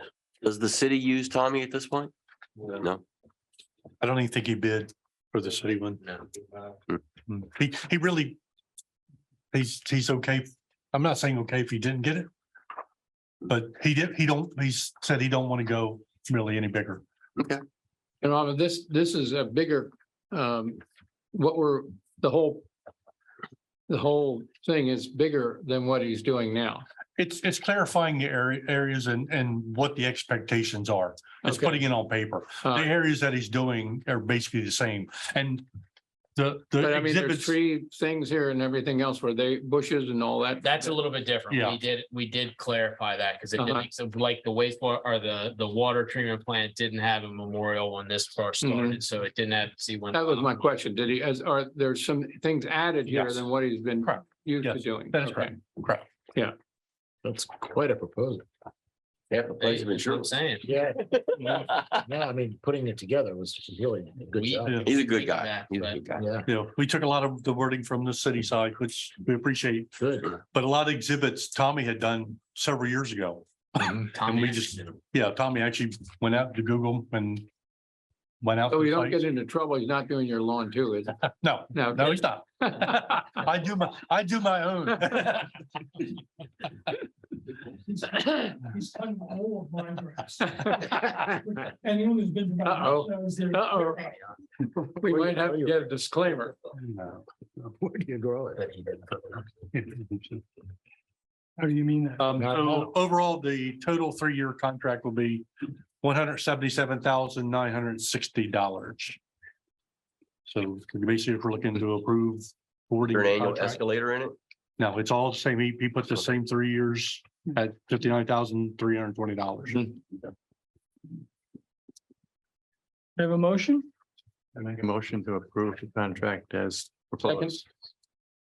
All those in favor? Aye. 5-0. Yep.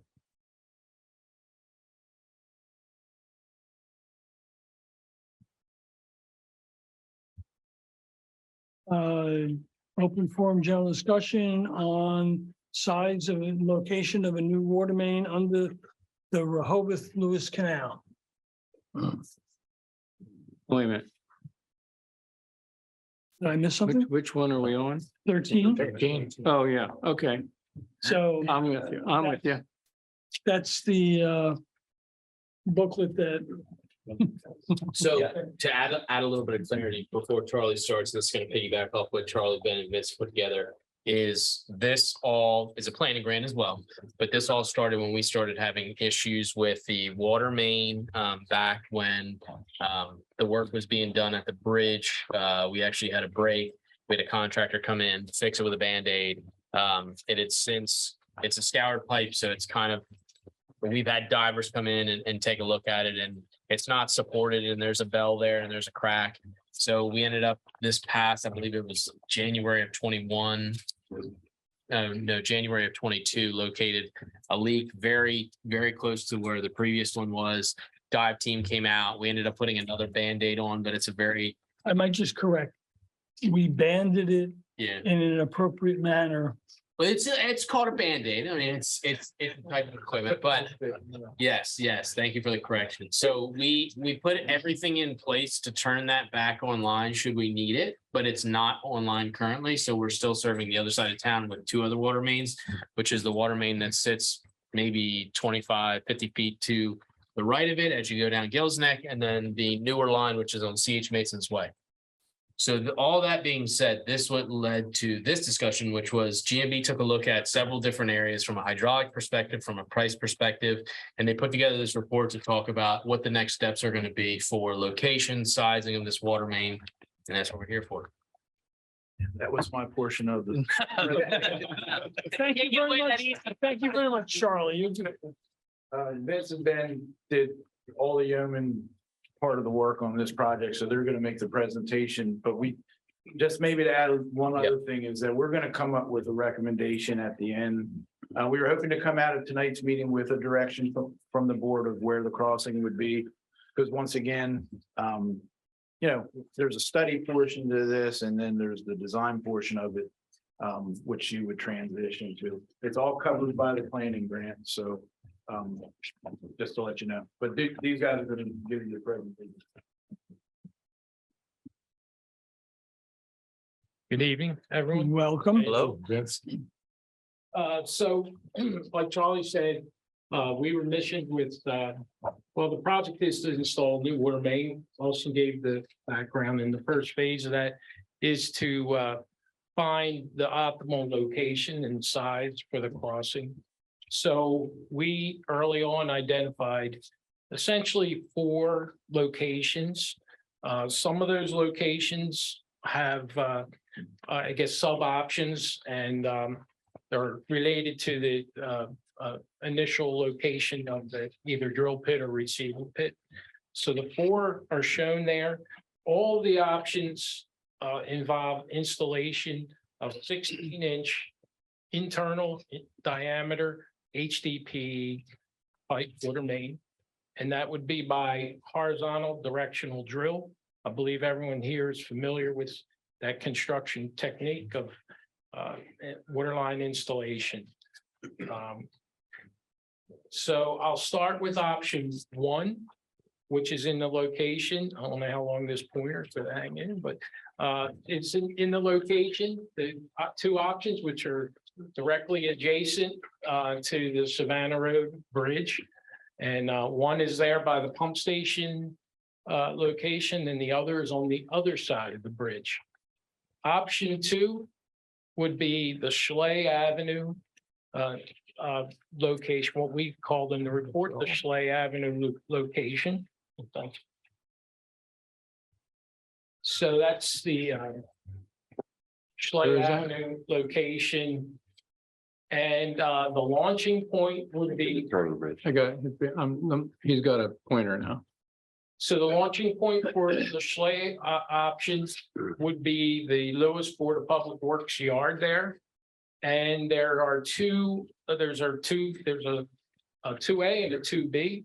So 2A would have the end connection point in Savannah Road. So it would go via the option would be installation of a 16-inch HCP line and via American Legion Road and tying in Savannah Road.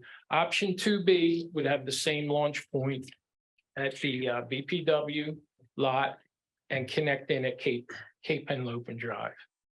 So option 3 is Schley. It's a Kennedy property option. It involves launching from Kennedy property.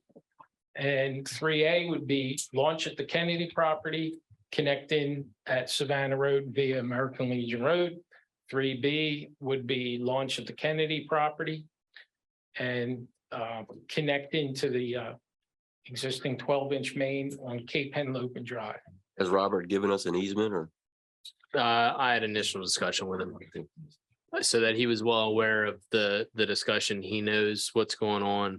He has an idea that was because he was a sole property owner in this. We touched base with him, so he wasn't caught off guard. That's what was on. So Yeah, he's on as well. option 4 is an option that I've called the Queen Anne option. It's close to Queen Anne. It actually launches from the city parcel here, and the receiving pit would be on Viola Avenue over by Cedar. If you can pan down that they go the other way. So it would connect into the existing water main in Cedar Avenue. All but one of the options will require easements. The one option that doesn't require an easement would be the option 2A, which would be from the BPW yard, the launch from the BPW yard and connect in either at Savannah Road via American Legion or connect in the Cape Henlopen Drive. That would be the only option that would not require easements. Option 1A is the shortest option, and option 2B, which would be from the BPW lot all the way out to Cape Henlopen, is the longest option. All these options have advantages and disadvantages associated with hydraulics, logistics, impacts to the public, et cetera, easements, permitting, et cetera. And we're going to get into that discussion a little bit later when we talk about the evaluation of the options. We met with 2 very well-known horizontal directional drill contractors, Spring Associates and Melcar, both who have done work in the city for Lewes. Spring did the force main installation over there by the pump station to the treatment plant. Melcar did the water crossing up there by Newport Avenue. Spring came in for a good long 2-hour meeting, discussed the logistics of each of these, and we incorporated a lot of information that was received from Spring. Melcar, I met for a couple hours out on the site. We reviewed these options as well as potentially some others. And again, we've incorporated a lot of the information that both of those contractors gave us into the report.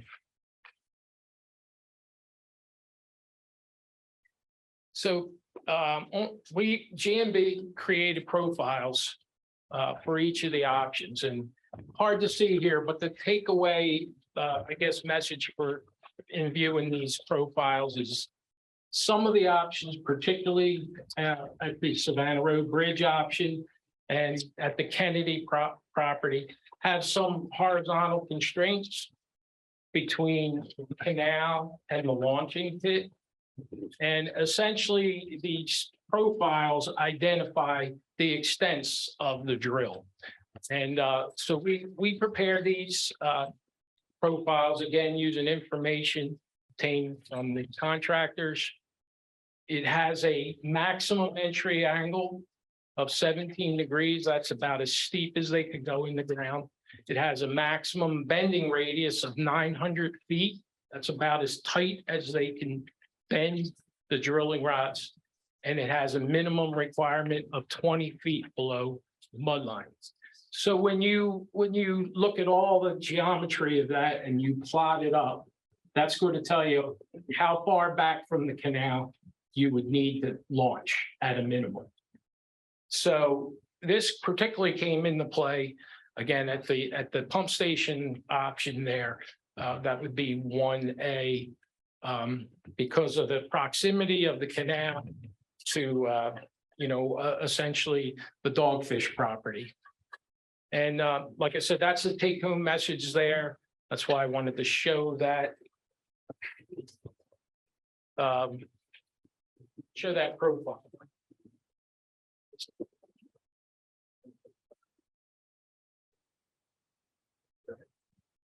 So I'm gonna let Ben talk about the hydraulic modeling that was done. So I just wanted to give you a quick kind of summary of what we did to analyze this hydraulically. So we looked at 13 analysis points on the beach side of the water system. We looked, they're disparate throughout the system. We felt that they were, at the ends of small lines, at various points where there's high flows. And then we did model runs to look at the existing model, which is your existing system today. You have 12-inch crossing at Newport, a 12-inch crossing at Savannah, and then you have an additional 12-inch 12-inch crossing at Savannah, but it's off currently. It's not in operation. So we wanted to model what you're seeing today. We compare all of our model runs, which looking at the base model, which is adding another crossing to the existing two, so that would make it 3 crossings. We look at another scenario where Savannah Road, the one that's in service now, goes out of service to see, kind of a worst case scenario. So that means you'd have 2 crossings of the canal. And then we look at a different scenario where we have the Newport crossing out of service. In terms of analyzing that data, we kind of categorize it as fire flow, pressures, and water quality. More specifically, on that side of the system, there's about 99 hydrants. We looked at the distribution of the NFPA hydrant colors to see, whether one option increases blue tops or increases green tops. Trying to see kind of what it does there, as well as the average flow capacity of the hydrant, minimum pressures that we see during we looked at it during a 15-day window, and then the average pressure, and then the age in the system. You may want to just explain to the rest of the board the blue top, green top, the difference between. Yeah, Tom and I know that, but he's. So NFPA has guidelines for what colors to paint the hydrants. It's based on the capacity that the hydrant can produce. So blue top are the best. It can produce greater than 1,500 GPM. Green top is 1,000 to 1,499 GPM. Orange top is 500 to 999, and then red top is the worst, is anything below 500 GPM. Just Thanks for sharing that with these guys. Does that sound right to you? Yeah, I'd written that down. He's gonna I got create no idea. pocket things. So we wanted to, we can go to the next slide. Well, Vince will take you through the cost. We prepared cost estimates for each of these options. Vince, before you go there, because I know you and I met with Robin and everything. Are these adjusted to include under the option of coming down American Legion, doing that via open cut, or is that bore? They're all, just to compare apples to apples, All bore. they're all board. Okay. They're 100% board. Can I ask a question? So obviously, when this pipe was put in the last time, right, by the drawbridge, it wasn't done correctly from a math perspective, right? Because it got scoured, it collapsed, blah, blah, blah. I see that canal every day, and I am shocked at how the water changes and moves and circles and does all kinds of different things. Whatever you guys, when you did your model look at the as is or the to be? And what I mean by that, now that that turning bridge is not there, did you guys do the math before that or after that?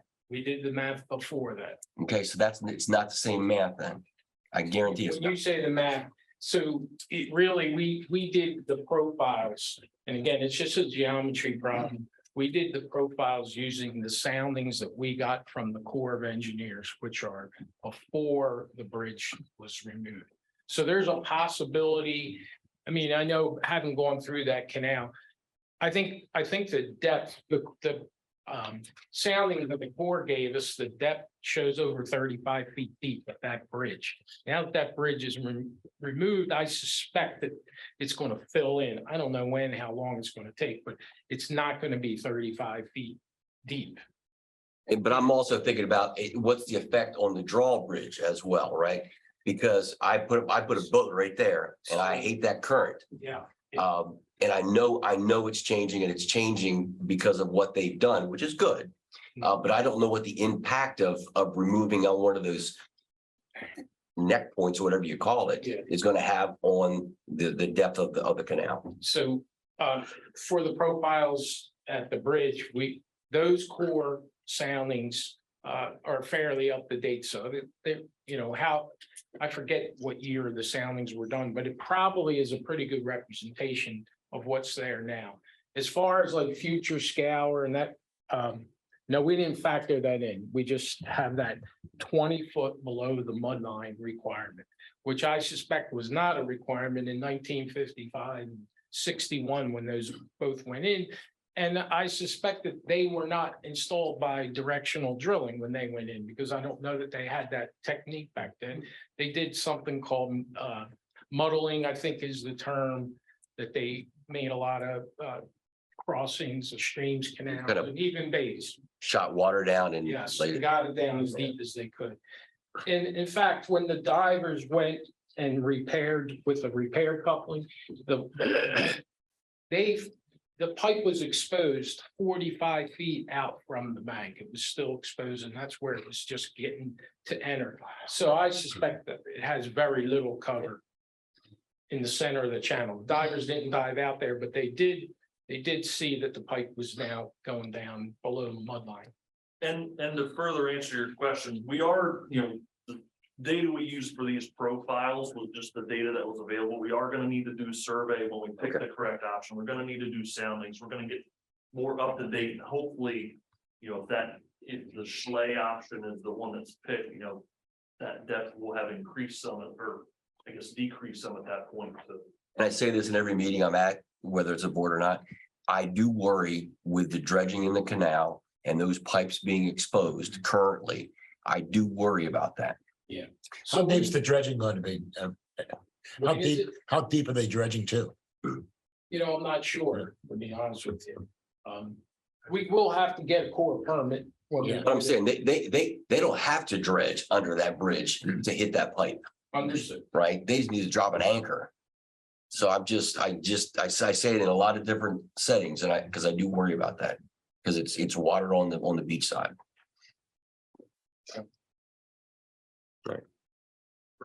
When the CH Mason's wave was put in, was that same methodology 20 feet below the mud line? Yes. Yeah. And I think that was done in 2016. With HDB. directional Direction. That is actually fusible PVC that they install. So we talked about that with the contractors. Right now, HDPE is a much more cost-effective pipe material to go with. PVC, for whatever reason, PVC got really affected much more than HDPE with the supply chain issues and coming out of the COVID and such. And we're gonna bid the job. We would anticipate bidding the job with Alternate. HDPE with an alternate or fusible PVC.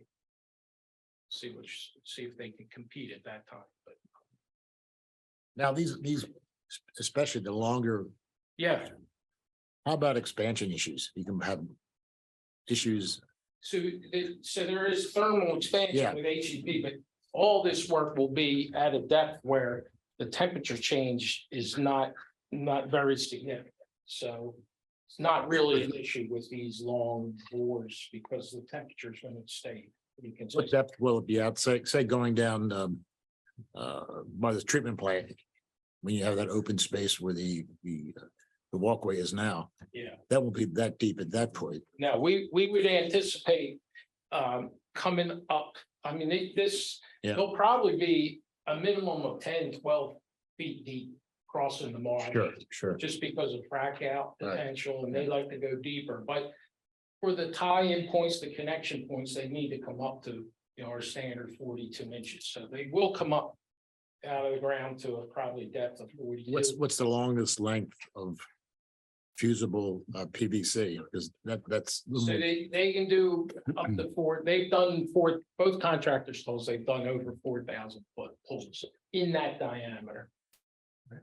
But no matter what, even if we went with the option where we were gonna go all the way to Cape and Lope, we would break it up into two pulls being one from Schley to American Legion, set up and drilled from there to Cape and Lope Drive. Will they do that without any expansion joints in there? So, no, they don't put in expansion joints, Really? but they do put restraints, concrete restraints where we transition and come up in the ground. So HDPE has different pipe sizing than PVC. It's not iron pipe size. So you need transition fittings to transition over to mechanical joint and pipe size. And where that transition is done, they call for what they call restraint anchors. It's collar that's fused around the HDPE pipe, and that is embedded in concrete. That's to protect against, at the end is where you are shallower, where you might get some temperature changes, where you might get some thermal expansion, contraction. It anchors the pipe. We just have gone through that, all the water main out on New York. So there's no advantage to HDPE in long. I mean, not HDPE. So where I think the fusible PVC has advantages is, one, it's the same size pipe, so you don't have these transition fittings. The other is if you're doing it like shallow and you're doing it in a roadway where you're gonna have a lot of services connected to it, then there is a big advantage to fusible PVC versus HDPE, because when it's shallow, and I think the board's experienced this out if they haven't, when it's shallow, there is a little bit of thermal expansion and contraction in the HDPE, and over time that can work your saddle connections for your water services loose. And I think you guys are experiencing some of that. But for a long, deep pull like this, those advantages really aren't there. So on the cost tables, again, we use unit costs. The most recent unit costs provided to us by Spring and Melcar. The connections into the existing system Some are gonna be more elaborate than others. We estimated those based on our experience on similar projects. You know, we just did Pilot Town Road where we had a lot of connections and side streets into a 12-inch main. All the cost estimates include easement, include legal, engineering, et cetera. None of them include costs for easements. And option 1B, which is essentially what we're envisioning is launching from the Lighthouse property parking lot and receiving somewhere in Graves parking lot. That's the most cost effective. Well, we recognize there's some issues with that, but We have we're not- talking pure cost. That is the least cost option. And the most expensive would be option 2B, which is from the board's lay down area all the way to Cape Henlopen Drive. So the one option is 1.496 million, the other is 3.259. So it's quite a spread. So obviously, we've talked about it. There's other considerations besides cost and you know, so we decided to go with a multi-criteria analysis.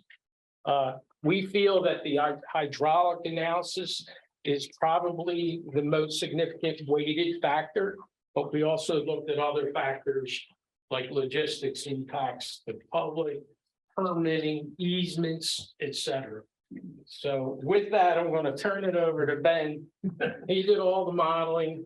He'll try to discuss the modeling results and then get into the multi-criteria analysis. Could I just ask a question? What's the duration So the duration. any of these installations? So the duration for the short one, the shortest, which is on the plus or minus 600 feet, just to give you some scale. The short one's about plus or minus 600 feet. The long one's 30 plus or minus 4,200. So of course, the short one's going to be quicker, but even the short one, I can't imagine they can complete it. They're talking 2 to 3 months to complete. Can it be done any time period of the year? It can be done and we talked to them and they recommended, you know, doing it during the winter months, obviously. Just because of the less people here, less traffic, et cetera. You couldn't do the ones in the heart of town during the summertime though, because No. you're talking, because you're talking about fuse and pipe, and then you're gonna have to pull depending on what side drill from versus what side you're receiving from. You potentially have to fuse pipe, take it across Savannah Road if you're pulling from that side. So there's a big coordination when you're in the heart of town. There's a lot of, I mean, let me just say without giving everything away, Ben's gonna talk about.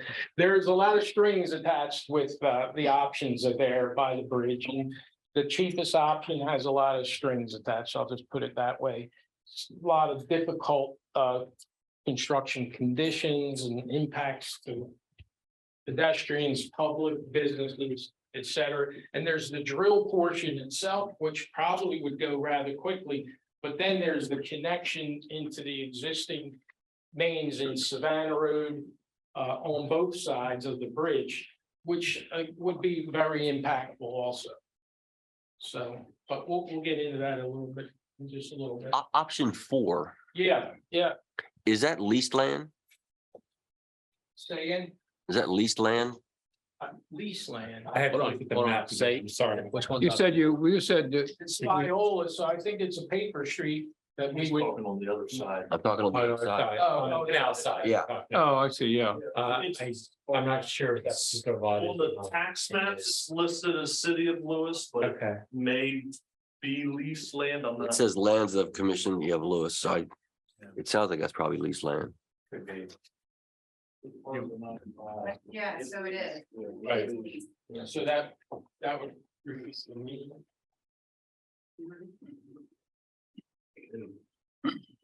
And we, you know. And we're running short, so there's gonna be a fee associated with that. I'm kidding. So just to I guess we want to start off high level in the multi-criteria analysis. We're gonna dig into the hydraulics just a little bit. And then sum it up with the evaluation of the different categories. So we wanted to overall evaluate, as Vince said, a lot of criteria, because there's a lot of stuff that goes into deciding this besides just, we want to put it here.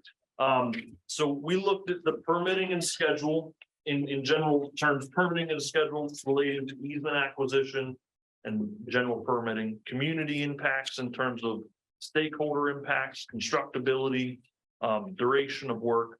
And then we looked at hydraulic benefits, as I described before, with fire flows, pressures, and water quality. We wanted to weight these appropriately, how at least, we felt there is some room, to move things around. But in terms of, we wanted to weight hydraulics the most important because it's a water system. We want to provide something that provides the most benefit to the system. While recognizing there is community impacts, we weighted that at. Where's that page, by the way? Any Should be indication in, towards the back? 14, there should be a page. 13 and 14. Number? After appendix D. It's also in appendix D, which is at the end. Keep going. I'll find it.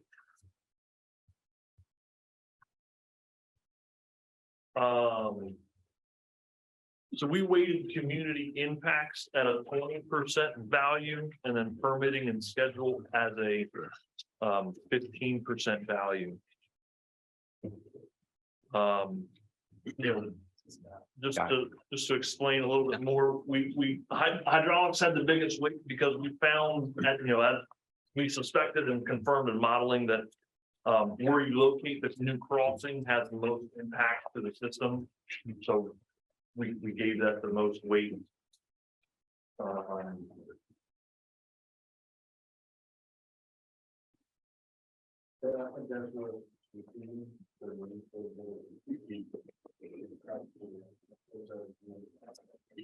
So again, we weighted hydraulics as the most heavy.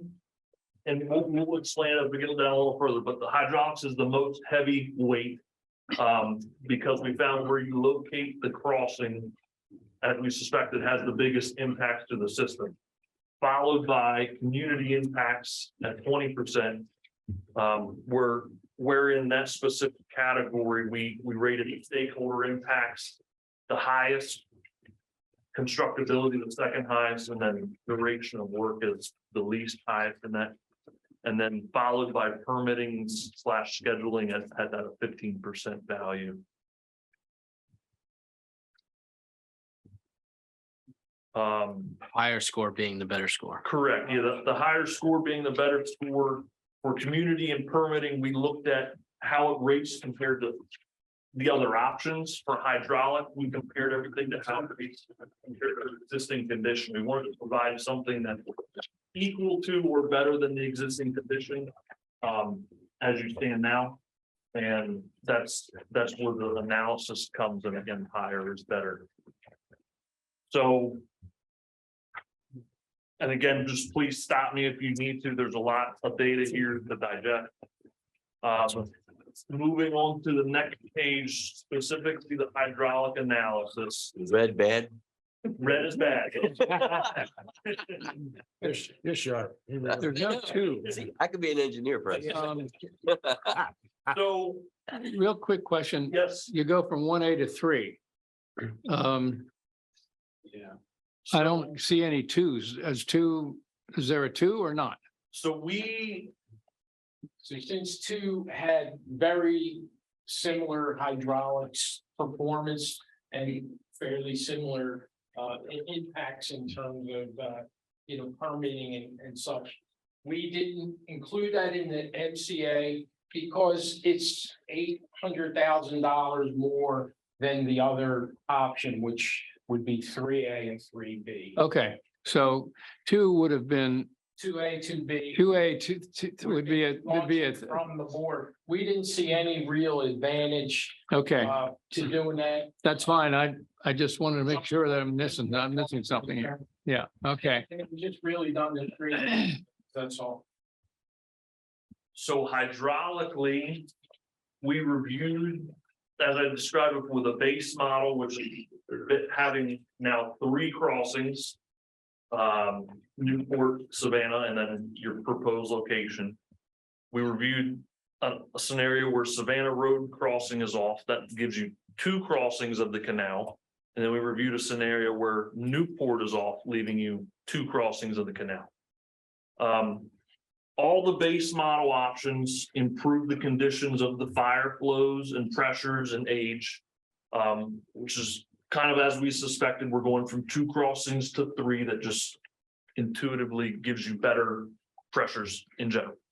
I think the most important thing to discuss is, as Earl alluded to, is the Savannah Road off option. Some of it provides much bigger impacts to focus on. Notably, as you described, you saw, the Queen Anne's option 4, 4A, and 4B. There's some red there. Let's talk about 4A and 4B. Okay, so 4A, we did the initial analysis. So 4 is Queen Anne's. When we were doing our analysis, we noted that in the fire flows, 74 hydrants are reduced in capacity.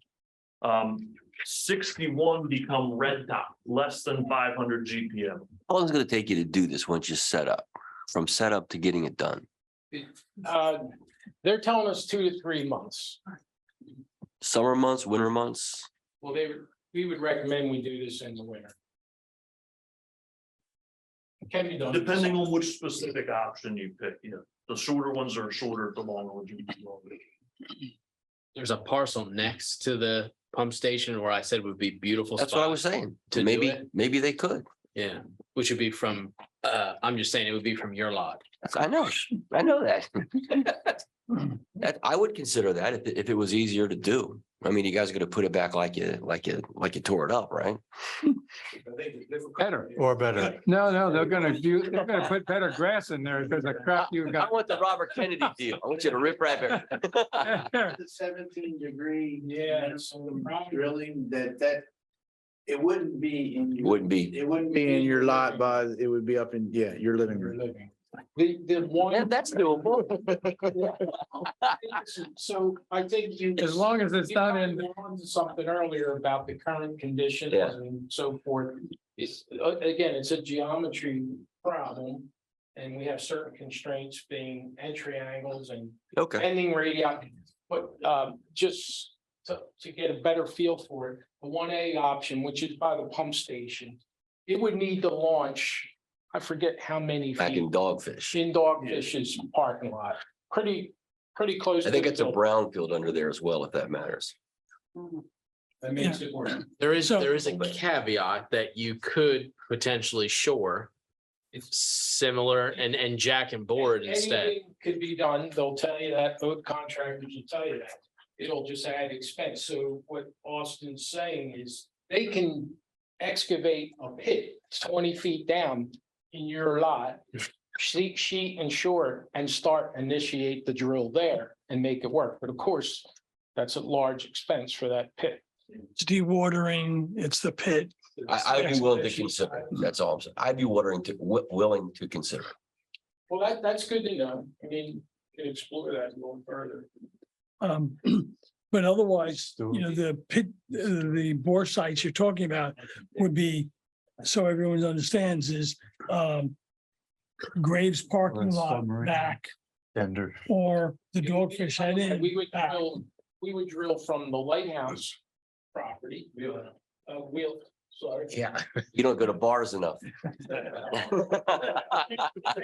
Yeah, what lighthouse, where's the lighthouse property? And one thing, and this is all in the report, but when you dig down, you'll see it. So the size of the staging area for the drill equipment is much, much smaller for the shorter drill. So it's 50 by 40 footprint if we were doing. Oh, those- really? If we were doing those 600-foot drills, because it's smaller equipment.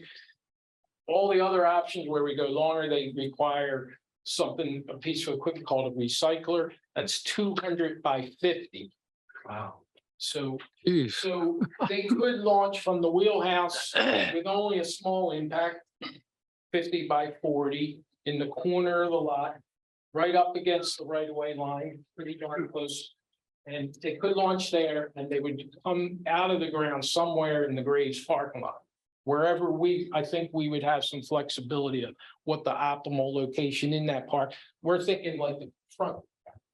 The north, south, east, west, but the front corner of that parking lot nearest the front street in Savannah. To have the least impact to, Where he parks his car. oh. Yeah. Yeah, so, the least impact.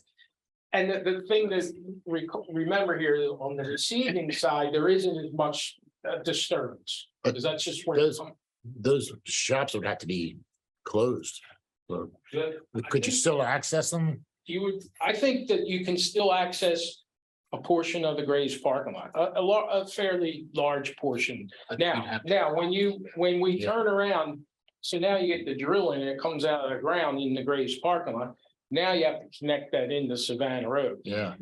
That's going to be messy. It will involve some closures. Yeah. There's no doubt that's. Yeah, I mean, as long as, I didn't realize you're talking about coming out close to First and because otherwise you're into the access to that parking lot and then. Yeah. And by the way, just so you recognize, I met with Melcar. We stood right there. I reviewed this all with them as far as feasibility. That's when he said, look, I don't need to go in that parking lot. I could come up in the 1812 parking lot. So, but I would need to dig a fairly deep pit and drill from it. So these guys are, can-do people with a lot of ideas, but that's very costly. We didn't cost out that. Charlie, you're gonna add I something? was just gonna say, like, some of these things that we're talking about in terms of like Graves shutting down or getting an easement from Graves or the Wheelhouse or Earl Webb or whoever it happens to be. You remember, we weighted the what was it called? Hydraulics. The social impact or. Community. Community. Thank you, Mike. The community impact, we weighted that at 20%. So, gosh, we've been around long enough to know that those things are really, really important in Lewes. So what we're talking about is kind of maybe we would bump those up to 25% or 30%, but just keep that in mind because, we looked at it in terms of where the hydraulic benefits, which obviously are the most important things. We want to make sure we get that right, but the community impacts were also considered, but they were a lower weighted score. So just keep that in mind when we talk about some of the other things like. There's 3 businesses in Graves, Yeah. We get it. Right, continue then. So where we were, I think, option 4, when Ben got into the modeling, we quickly realized it had a red light, not even, not even a red flag. With in terms of the fireplace. So we kind of intuitively realized why that was occurring, and we have a 16 going into a 10 in Cedar. And we said, well, hey, Cedar Avenue projects is on the books to be done. Why don't we look at if that section of Cedar was done? What would the hydraulics look like there? So we came up with option 4A and 4B, which is the drill at the Queen Anne site, but installing a new water main from Viola out to Savannah. What's on the books is a 10-inch water main, so we did the analysis for that. Still got serious red lights, not red flags, in terms of fire flows. It just can't even recommend that option. On 4B or 4A? 4A, okay. 4B looked at increasing the size of the water main on Savannah from Cedar, sorry, which planned is 10 to 12-inch diameter. And then we got I'll let Ben speak to the results, but we got satisfactory hydraulic results with that option. So how much of Cedar would you have to redo? From Viola, it's about 2,200 feet. You could start at Press's house.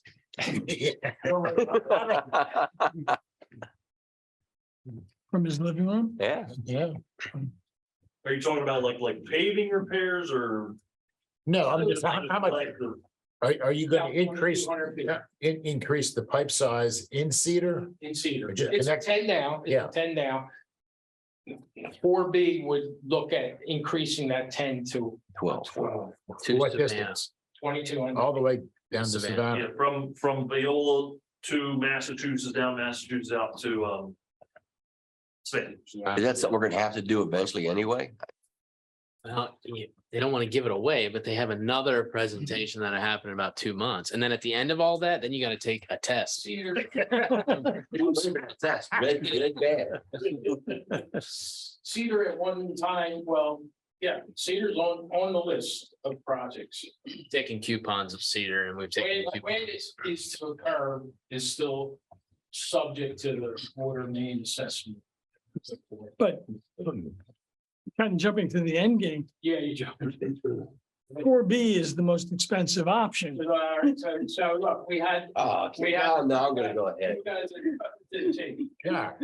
So Really? we We wanted, always go to the last we one. wanted Watch we movies. wanted to compare apples to apples. Yeah, So we, for the sake of the MCA, we looked at installing 16-inch all the way across the canal, connected Viola, and then going with 16-inch from Viola to No, 12. 12 it's inch. 12. Yeah. 12 inch. Yeah. But we put the full cost of the 12-inch water. Ah, We so didn't come, put the increment on top of the 10-inch. I don't. so it's, it's taking money out of So the what, Cedar what project. we did is we took the cost of Queen Anne, and then we looked at our previous cost estimating for Cedar Avenue. So replacing the 10-inch from Viola to Savannah is $1.4 million roughly. So we added that on to option 4A, and then 4B, we added an increaser of $50 a foot to go from 10-inch to 12-inch. And that's the cost that you're seeing there is the 1.5 of 4, option 4, plus it's approximately another 1.5 to get to replacing that whole line. Only Cedar though. It's no side streets, so nothing, just the main that's in Correct. Cedar. Is that bore or open cut? Here's where it gets confusing.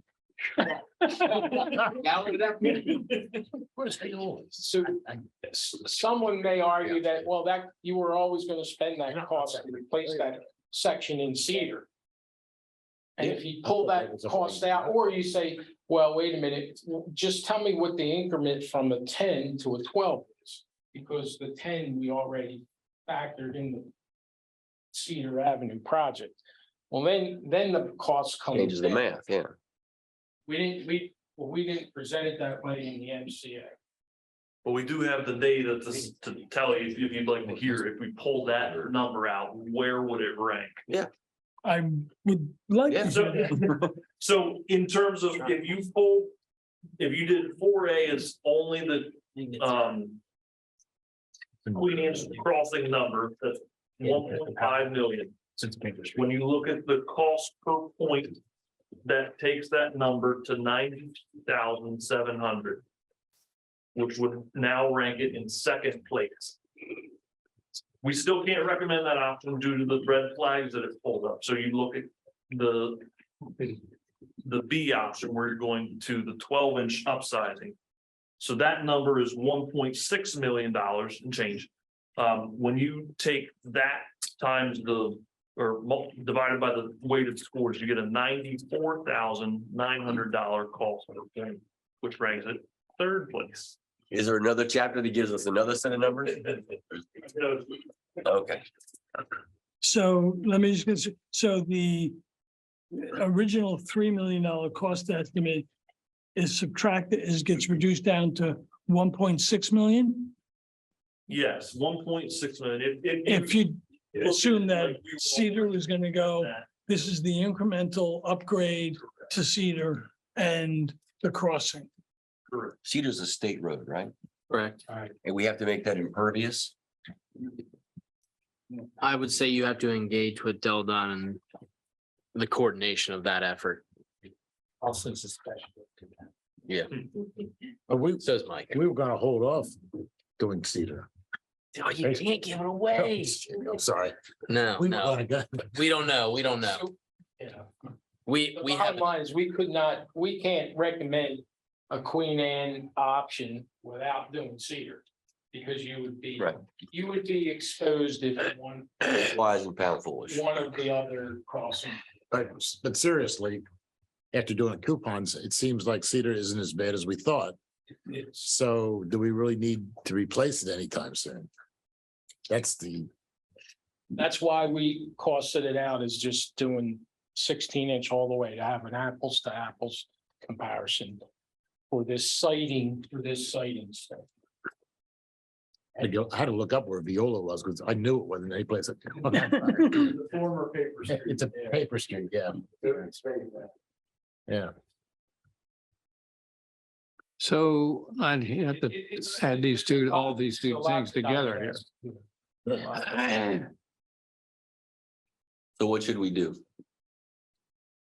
Well, you're gonna let me take the bullet. I mean, our recommendation, and I can go back to the MCA if you'd like to. No, That's burned into my head. I got that.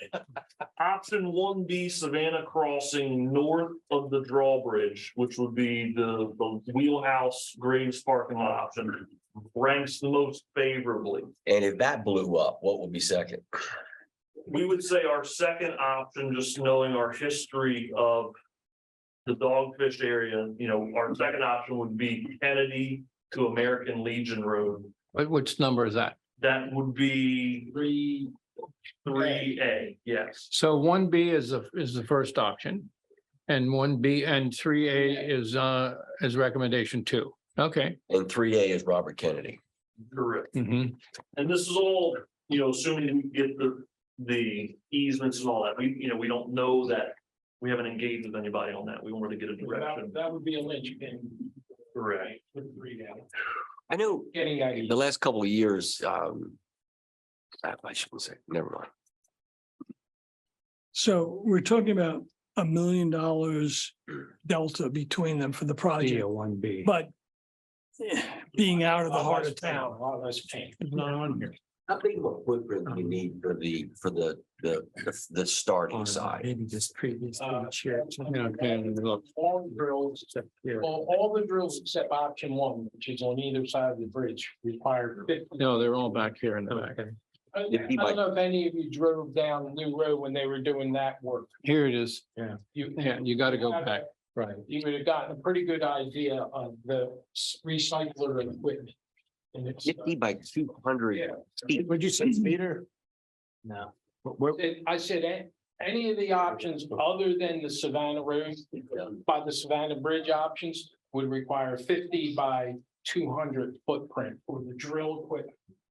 But you couldn't put that, you couldn't put that in Dogfish, put it in Graves, but not Dogfish. The short No, the options shorter of the ones bridge are 50 by 40. Because it's a different piece of Got it. equipment because of the different lengths of the, And the bigger equipment being, yeah. if we went to the option. So you may say, well, why do we need to go with Mr. Kenny's? Can't we just launch in Schley Avenue there?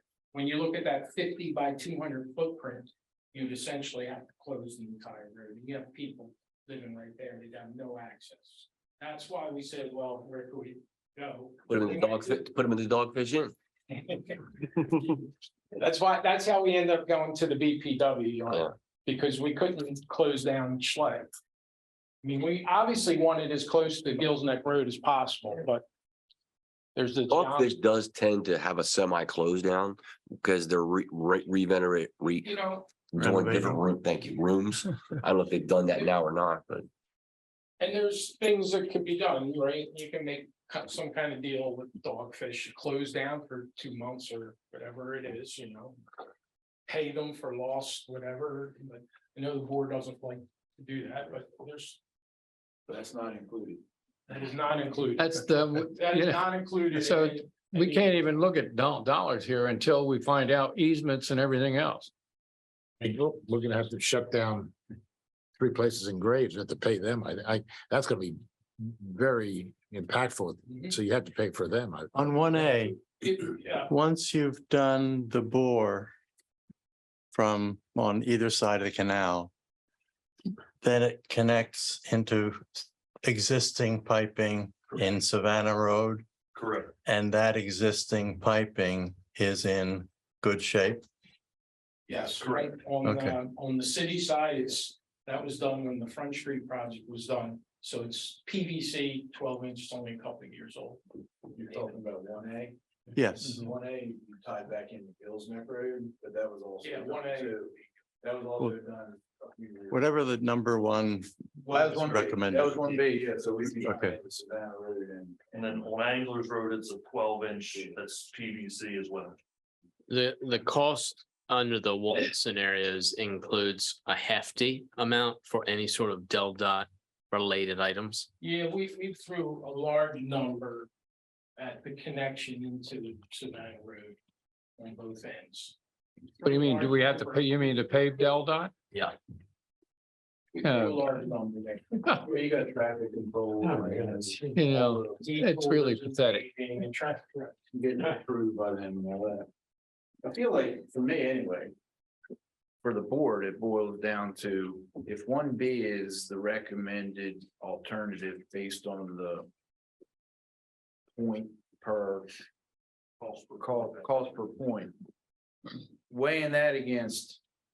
The 3A option from Kennedy or 3A, right? Yeah, from Kennedy to and then in replacing everything along American Legion Road out to Savannah.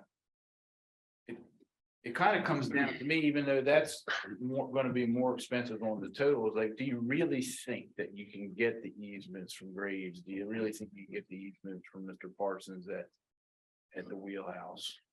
So it kind of comes down to that. And then if you throw in also this number 3 ranked option of Queen Anne plus the incremental change from 10 to 12 inch, because you're already planning to do Cedar Avenue at some time in the future. Maybe you consider that too, because you're kind of knocking 2 projects off at one time. But it sounds like Cedar may be postponed for a long time. Just to keep in mind with regard to that, we're not ready to make our presentation on the assessment study, but there, there's some movement towards what we've talked about in the past is removing all the old cast iron piping system eventually. Yeah. Oh, would hope so, yeah. So just keep that in mind. But once again, your MCA is based upon the weighting factors.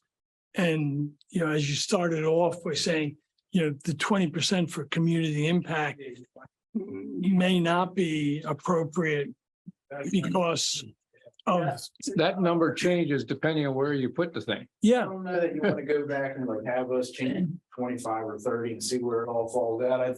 I thought going into this, we might just talk about like, what's the reality of getting those, it's number one, and like, what's the risk aversion for the board of like putting Graves out of, their shops out of business for some period of time. Wheelhouse, not so much. They'll have, part of their parking lot will be taken up, but they won't really affect their business, we don't think. You also, So with the biggest thing they got going there is their uniform service. Who's that? Great. Oh, yeah, I know. That part of their parking lot that cannot be closed because they are in and out of there all the time. Is that where you? I mean, well, yeah, because they're The other end. Yeah. up above that is where they wash and put them all together and then get them to the hospital. So they're in and out of there all the time. These guys can correct me if I'm wrong. I think we'd be closer to Front Street with that. Well, Or that doorway there is the most important part of the whole building. Okay. Yeah. Yeah. That's an even dumber question. If we're gonna end up doing this one way or the other, is there anything else we should be considering doing? We talked about Cedar and the pipe there. I get that. Is there anything else, as long as we're spending all this money to drill, that we should consider doing in other facets of our business as well? So I'll just preface it. I'm not answering your question yet because I think we need to think about it. I'll just preface it by saying we feel like the board needs to do something because your redundancy level right now is not good. I agree. You know, you've got your relatively new pipe, less than 10 years old up at Newport.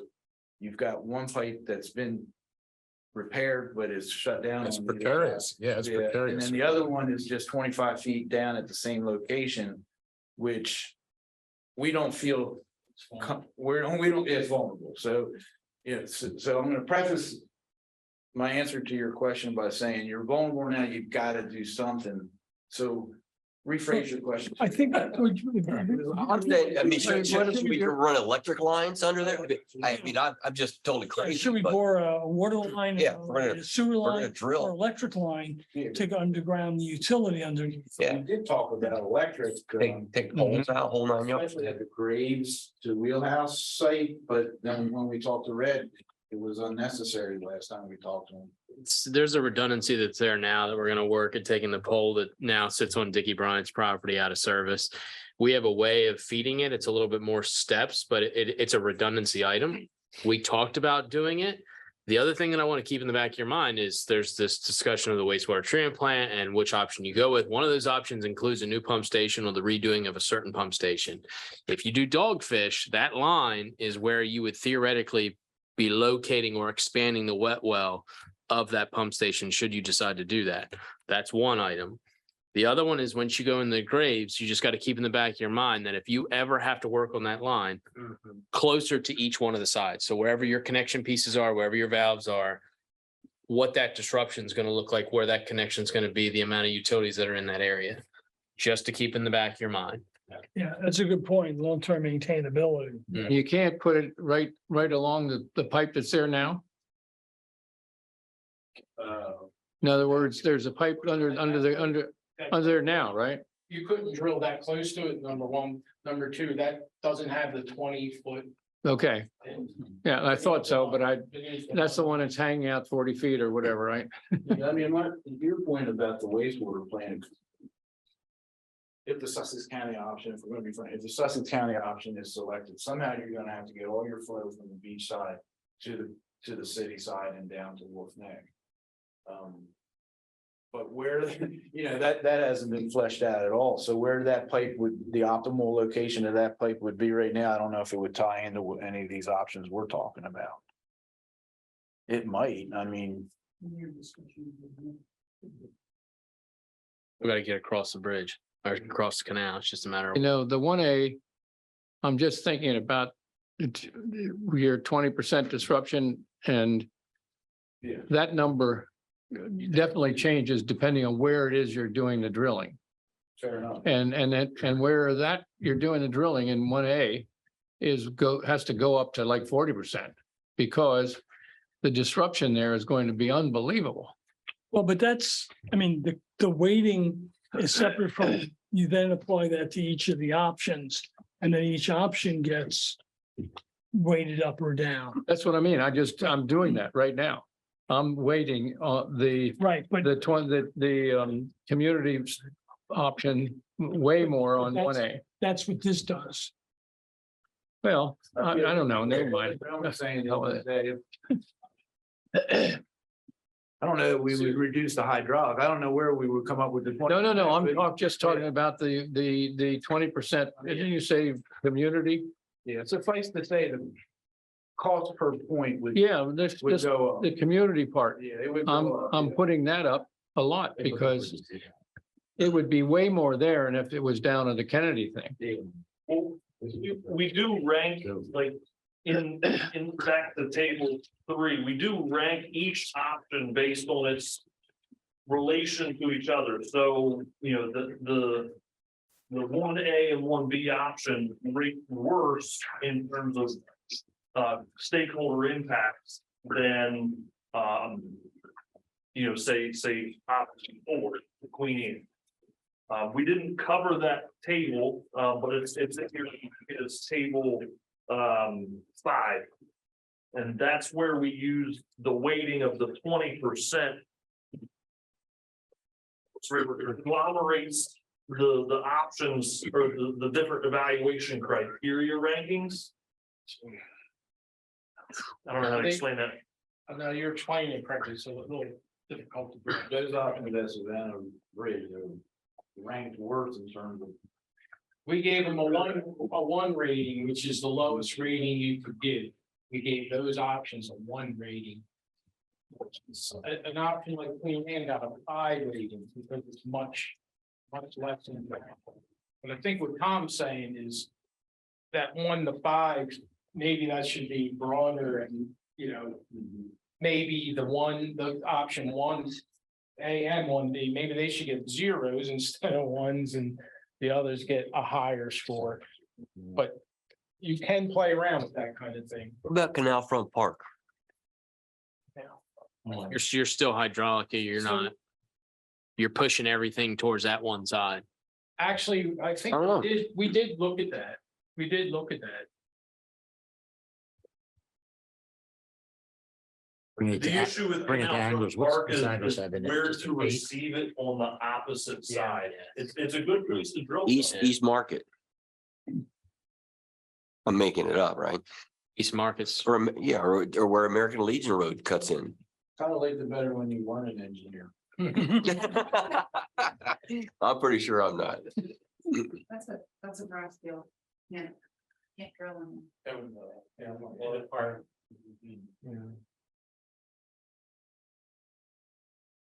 So, and just, so you. Whole area is a brownfield? There's an existing electric line, Ford has an electric line. So between our Queen Anne option, we basically parallel that existing electric line. I think you could go into the Canal Front Park. We put sewers in over there. I don't know where you be. No, I mean, I'm not sure it works out well, but I mean, that contamination is not a very heavy contamination. It's just capped. And I know we're not supposed to do stuff, but I think they let us do work in there before, and I think they would let us work in there again if it really made sense. But nobody wants to do it, but it's not a horribly contaminated site. It's got a little chromium and some copper and stuff like that from things that were used on boat bottoms, but so it's just capped. It hasn't. That's all. And you're not putting a school in there, you're just putting the pipe down. You putting pipe down. Yeah. It over. I don't know that we can be getting and talk about it in detail till we run the model on. Yeah, I'm not sure it solves the problem, but Yeah. Because where would you receive it on the other side? To the well, at the behind Market Street. Anglers Road. I will say Yeah. that of all the coupons that we have, the East Market Street pipe is the worst. Pretty much, It's one of the oldest. That's probably that's the old. Yeah. which is not a good or bad thing in terms of this discussion, because Which,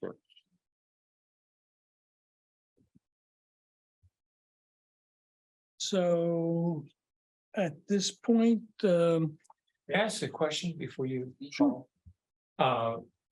Thank you. My question is this.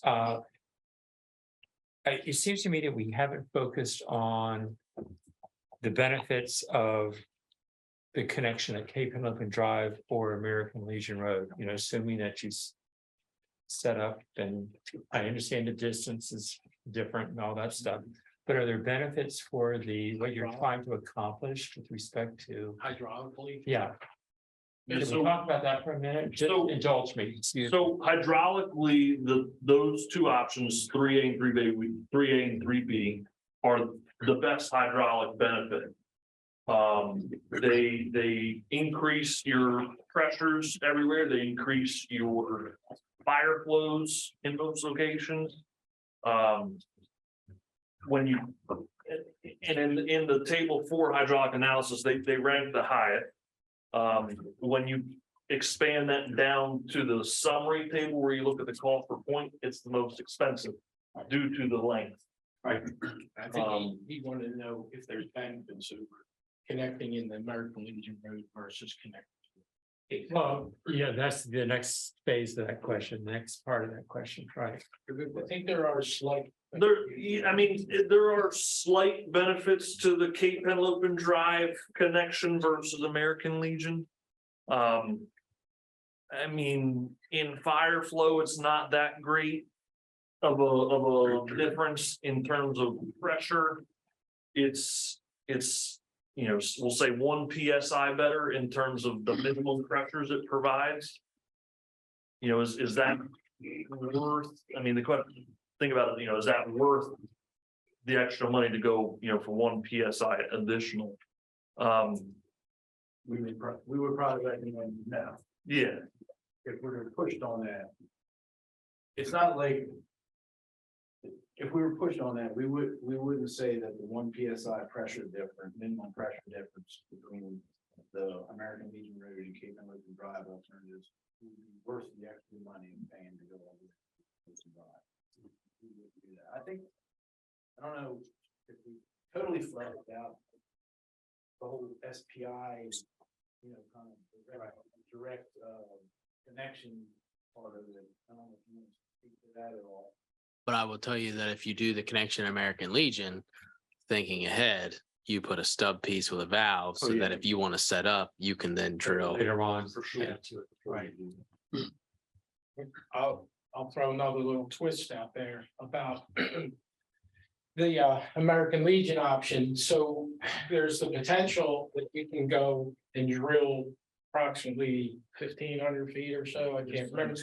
Drill from Schley to American Legion Road and then install the 12-inch or 16-inch in American Legion Road by open cut to save some money there. Yeah. There's no reason that absolutely needs to be, but so there could be some savings there. We use $500 a foot for the HDD price, and that came from the contractor. So we're thinking with clean restoration, et cetera, in American Legion Road, we were $300 a foot. $300 a foot, so there's a $200 a foot savings there over the 1,500, 1,500. And you need 300,000. And the connection point, American Legion Road is actually at the intersection of American Legion and Savannah. Mhm. Is that correct? Correct. And is that on the southeast corner? In other words, the wastewater treatment plant side? Is that right? Okay, thank you. Appreciate it. 12 in Savannah, right there in American Legion.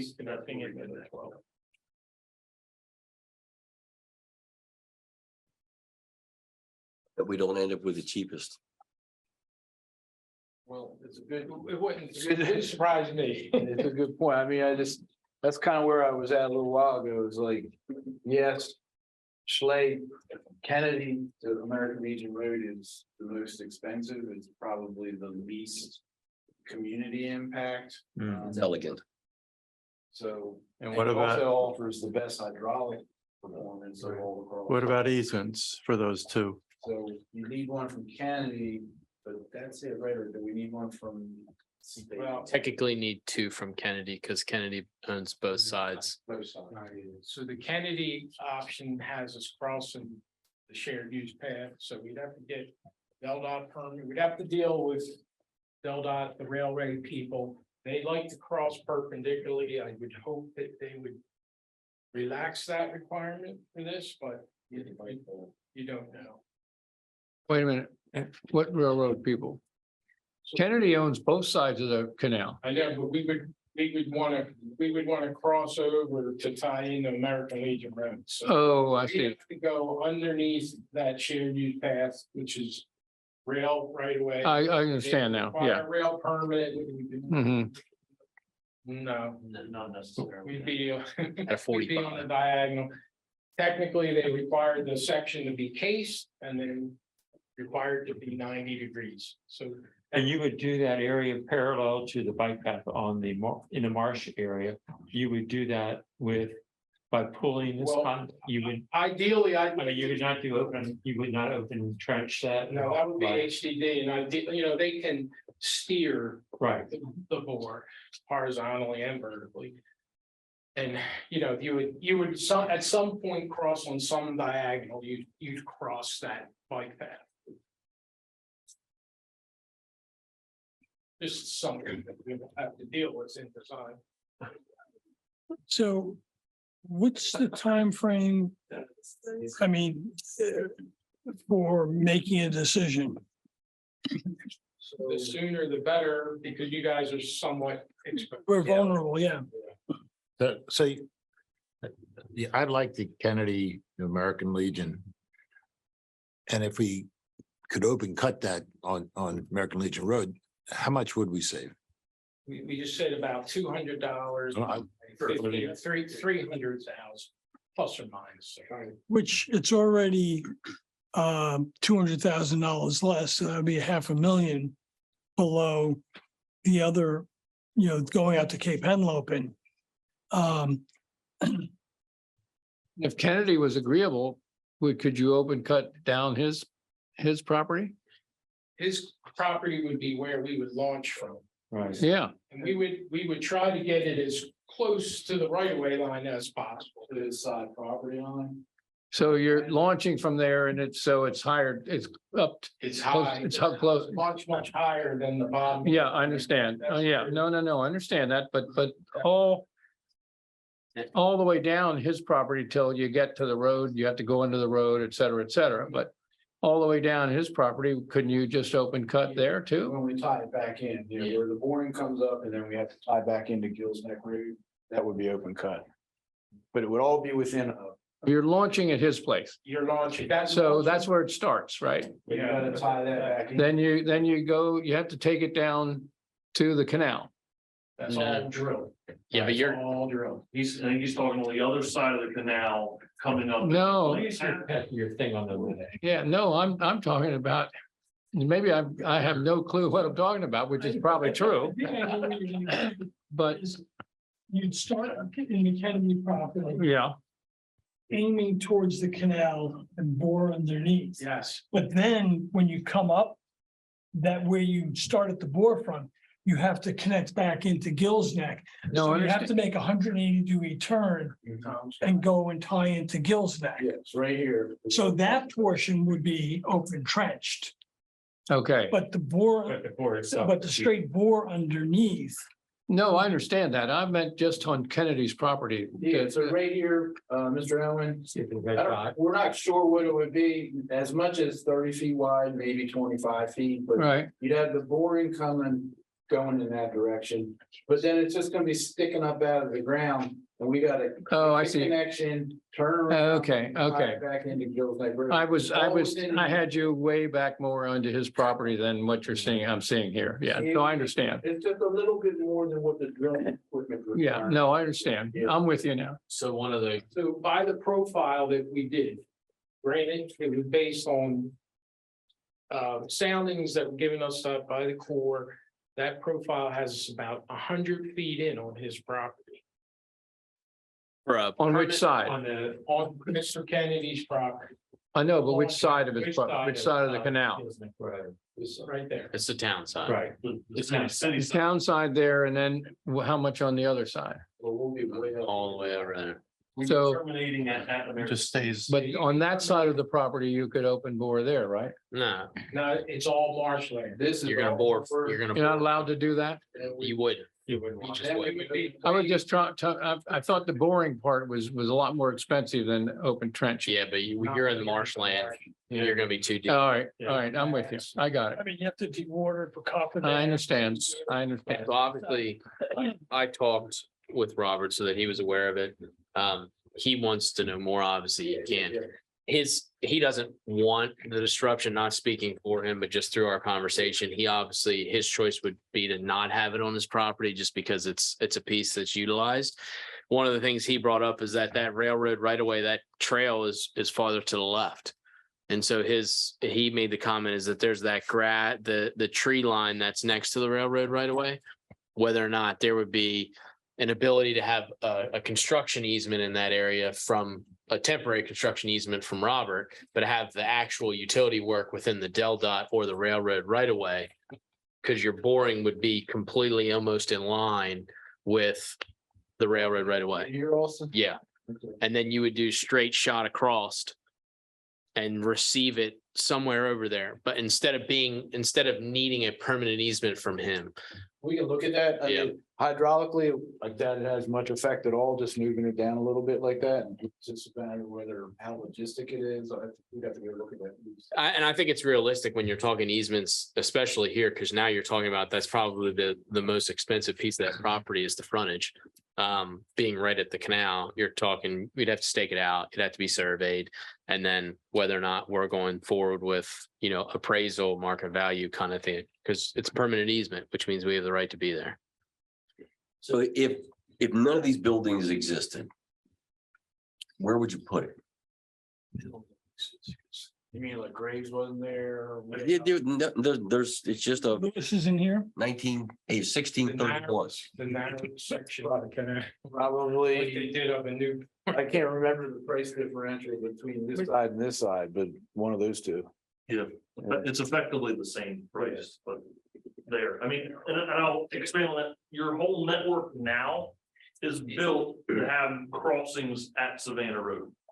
You have two 12-inch mains coming from the tower, down Schley, down Gills Neck Road to that crossing, and then they extend on the other side of that crossing out to your network. So you're the problem.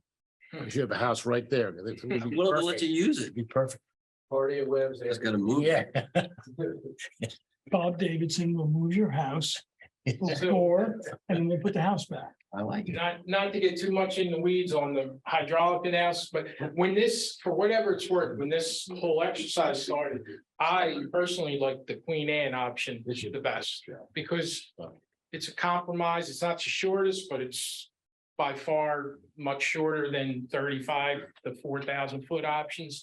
It's pretty painless in terms of impact to the public, because it's going to be off the road. It's not going to impact many people on both ends. But quickly, when we got into the analysis, all the red flags are down south. And then it becomes somewhat intuitive, because even though you have that 16 there, it's going into a 10. So that's where you lose the benefit there. Really, you have two options to look at. You're either going to put it in the heart of town, or you're going to put it on the outside of town. That's what it comes down to. Not only is it, you're using the old cedar, but it's also, as you said, it's on the wrong side of the beach area for providing the best hydraulic benefit.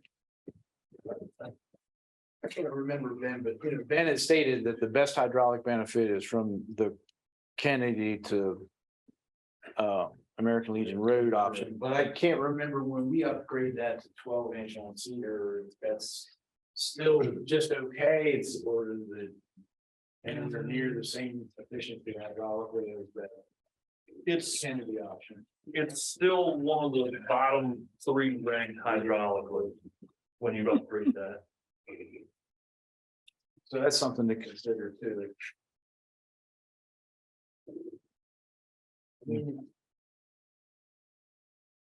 Maybe take some time to digest it. I guess coming out of where I would be right now would be somewhere around the Kennedy. We'd have to look at options. The option also was talking about the American Legion Road. Yeah. I think if we could find out, like we were saying, other things that we could put in at that time. Whether it's taking out old pipes or. Just adding to that a little bit is that when you bundle like pipes together like that $500 per foot that we were using for the 16-inch bore, all of a sudden that goes up, to 800 or 1,000. Because it's a much bigger. It depends on the diameter of what you're bundling with it. But, one other thing, just to throw it out because it is in the report. We had a lot to do and digest here. But at the end of the day, we did a little bit of some sensitivity analysis to the diameter itself. And we looked at 14 and 18. And surprisingly, the results, they varied. Obviously, 16 is better than 14 and 18 is better than 16. But not that we got any red flags going from 16 to 14. Yes, the pressures and your minimum pressures are less than the 16, but they're still, and you correct me if I'm speaking out of bounds, they're still acceptable pressure. So we didn't think that that would affect the siting analysis, because all things being equal, if it was 14 everywhere, it's still gonna probably shake out to the same recommended option. But potentially, if we pick an option, you know, and we got into design, there could be some savings there if we went with 16 versus 18. But the thing to be careful on that is, you know, now you're. You only want to do it once. Yeah. Yeah, I mean, There you go. it goes back to the water tower discussion, you know, you're putting this in and, you know, you don't want, We have to let you know, we did not factor in, because we had a lot of this in the works and some of it completed before we met with SPI, so we didn't factor in that additional requirement. We didn't factor in a lot of the Cape Henlope and stuff that they're throwing at us. So just to add to this again, because this is like a layer of an onion. Theoretically, you have two pipes that are the same age, one that's offline, one that's within the last 10 years. If you were to put a pipe, ideal condition hydraulically is put a pipe on Kennedy. The question is whether or not that pipe, following its predecessor, goes down. So now you have a brand new pipe on one side, fairly brand new pipe on the other side. The thought from your guys' perspective is, would there be a need for a third crossing? You want the redundancy, yeah. but you've already done a single failure, which is, You'd be okay when that pipe went down, but then you'd be where we are today. right? Which is, you know, true for, I mean, kind of anything, you know, you build redundancy. If you lose your redundant, then you have to. You know, we talk about, and I'm not suggesting these are great options, but we talked about lining the existing crossings. And protecting it. And protecting it, armoring it in some way. We talked about those. It's just, don't know what the Corps would permit, you know, if you're talking about putting riprap lining over an exposed water main. I don't know what they would require, and I'm just saying riprap, it could be some sort of concrete type of structure or whatever. But it's in the realm of feasibility. The lining part, I don't think is the issue. I think the issue is the fact that the water rips through there and the scour is the issue. And scour is a. You put that in hardscape, it just increases the velocity next to it. Worse. Right. And you actually create more erosion potentially.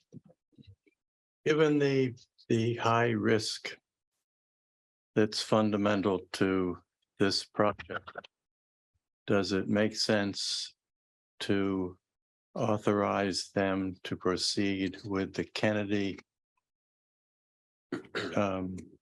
American Legion routing and refine it in a way that removes or better accounts for adjusting the criteria? Sounds like an excellent idea to me. I mean, to proceed with engineering, but not give. And the easement, I think, as well. Yeah, well, that's what I'm. Yeah, yeah. Yeah, if we were to move into the next phase, the easement would be part of the discussion. Well, not only Kennedy, but also what about what he suggests is right next door. Yeah, we'll look at that, yeah. Yeah. Good. So I would make such a motion to proceed, to authorize the engineer to move forward with further investigation of that Kennedy route to American Legion Road. So option 3A and 3B. Seeking out. And the associated easements and such. Yes. I'll second that. 3A and 3B? Or just 3A. Why do you want to do? Yeah, I'm sorry, no. it's 3B. Yeah. Just No, 3A. 3A. Just the one. Just one, yeah. to American Legion. Just No. if, yeah, if I get just to clarify here, and because I think I think Richard, as you stated, the motion was on point. And just to be clear, the board isn't authorizing and approving an option. The board is authorizing the next step investigation, as Richard stated. Right. Yeah. So that's the motion that needs to be seconded. So, And Okay, and discussion. All those on favor, any questions? All those in favor? Aye. Aye. Aye. 5-0. Thank you very much. Good job. What did we just talk about?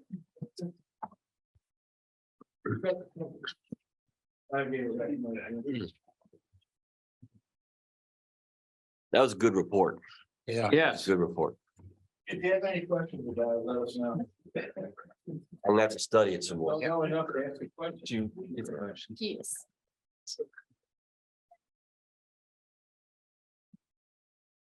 Moving on.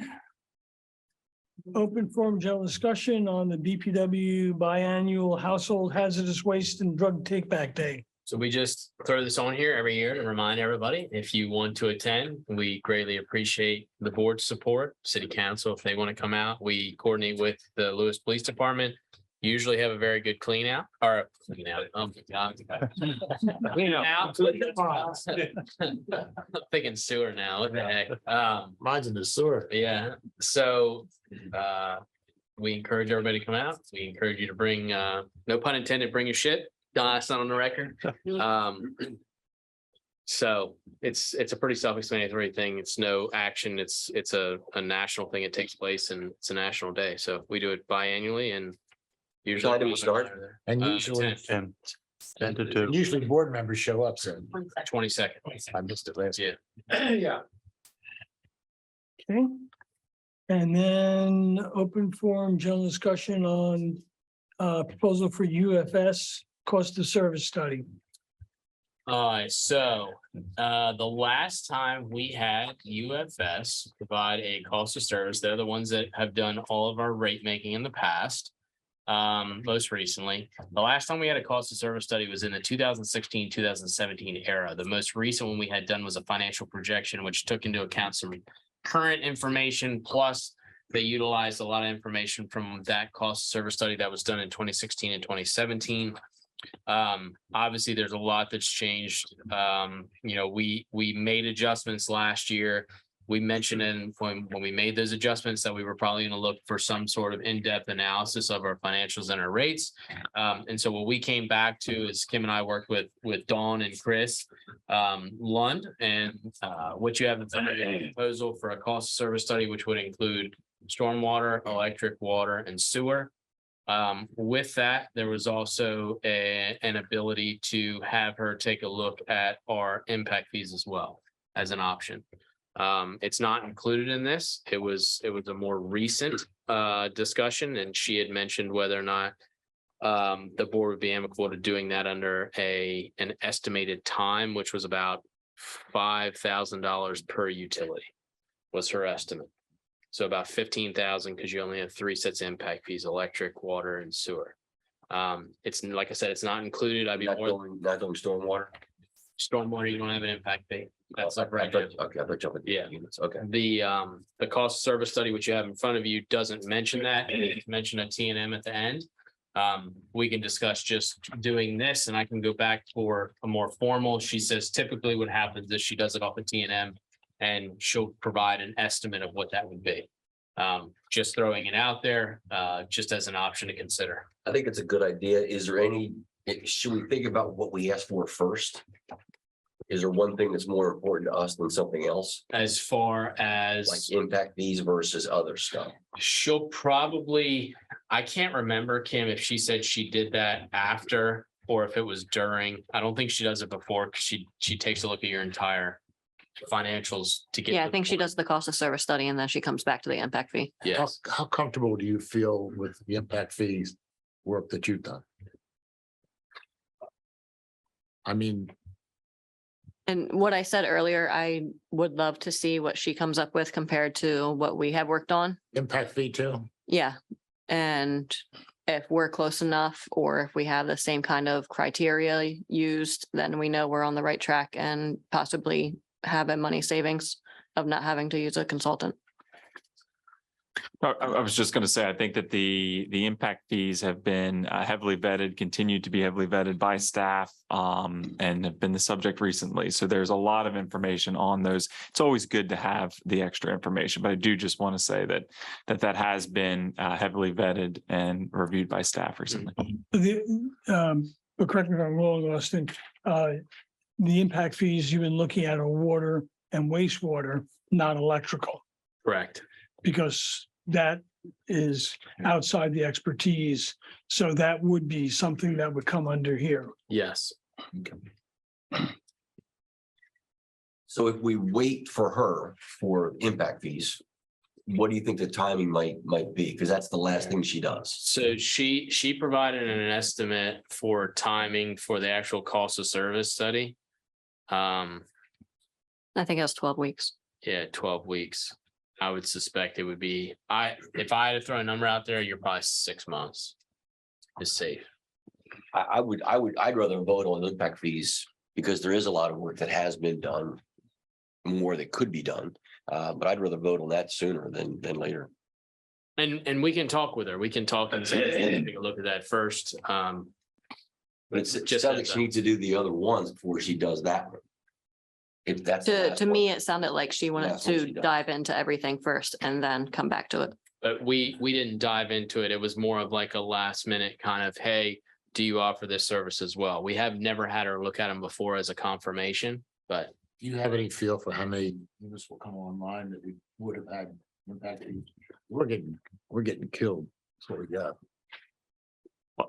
And just to clarify, because I think it is an important point to, the work that has been done, as we've mentioned, that there's been a lot of work that's been done by staff indicates that the board is under collecting impact fees. So I want to be sure that we're clear on the record that there's been review to understand and gauge what a reasonable impact fee is. And it turns out that the board's impact fee is actually lacking in terms of what a reasonable impact fee could be. So I agree. I think that's an By a important significant distinction. amount. And I mean, how many impact fees would we lose by waiting 6 months? So Mike, if you can chime in on this, then what would be, would there be any issue with us using the staff's recommendation, Yeah. going to an interim impact fee number, and then down the line when UFS gets done, we could reevaluate and adjust it, fine tune it at that point? I think there are a lot of factors to consider on that, and my recommendation is not so much action tonight, but let's connect and discuss next steps. Just as a reference, I mean, you're talking impact fees are due at the time of requesting of service. So it's not, every developer agreement that we have to date always caveats that the impact fee is current, but it could be changed at any time by a board vote. Obviously, you have developments that are out there that are being developed, but it all comes down, for example, Lewes Waterfront Preserve, that property is being developed for 16 months. They still don't have transformers.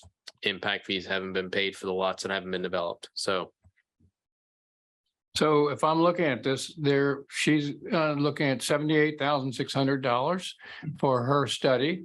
And you said roughly an estimate of 15,000 for impact fees additional. 15 or 10. 15. So you want a motion? Do you want a motion to authorize her to get started? Impact fees. Or what are you looking for? I'm not sure your numbers were exactly right. I'm looking at right here at the page. Which were what? I'm looking at her proposal. What were the numbers that you stated? 78,600. Okay. So we do need to. I'm sorry. So Austin, are you looking for something to get her started, or what are you looking for? So what's the biggest thing I would have about doesn't. What I would look for is the cost of service study, whether or not you want to move forward with the cost of service study. That's one. Okay, The second one is whether or not you want her to take a look at impact fees. Now, I can come back to you with a formal proposal from her. She had mentioned that what she usually and typically does is she adds it on as a line item as part of the study.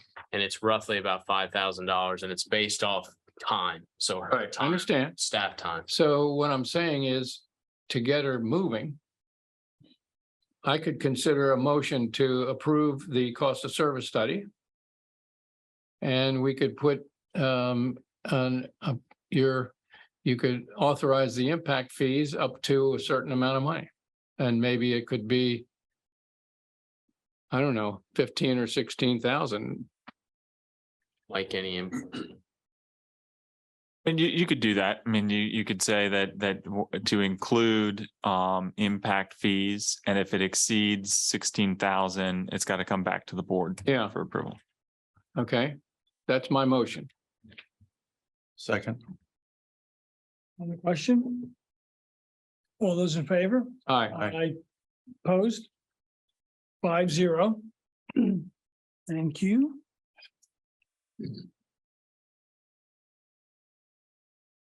And call to the public. Do we have anyone online? If you had a couple questions on them. Okay.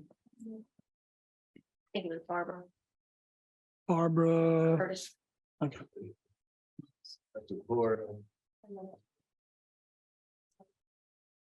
Give him the microphone.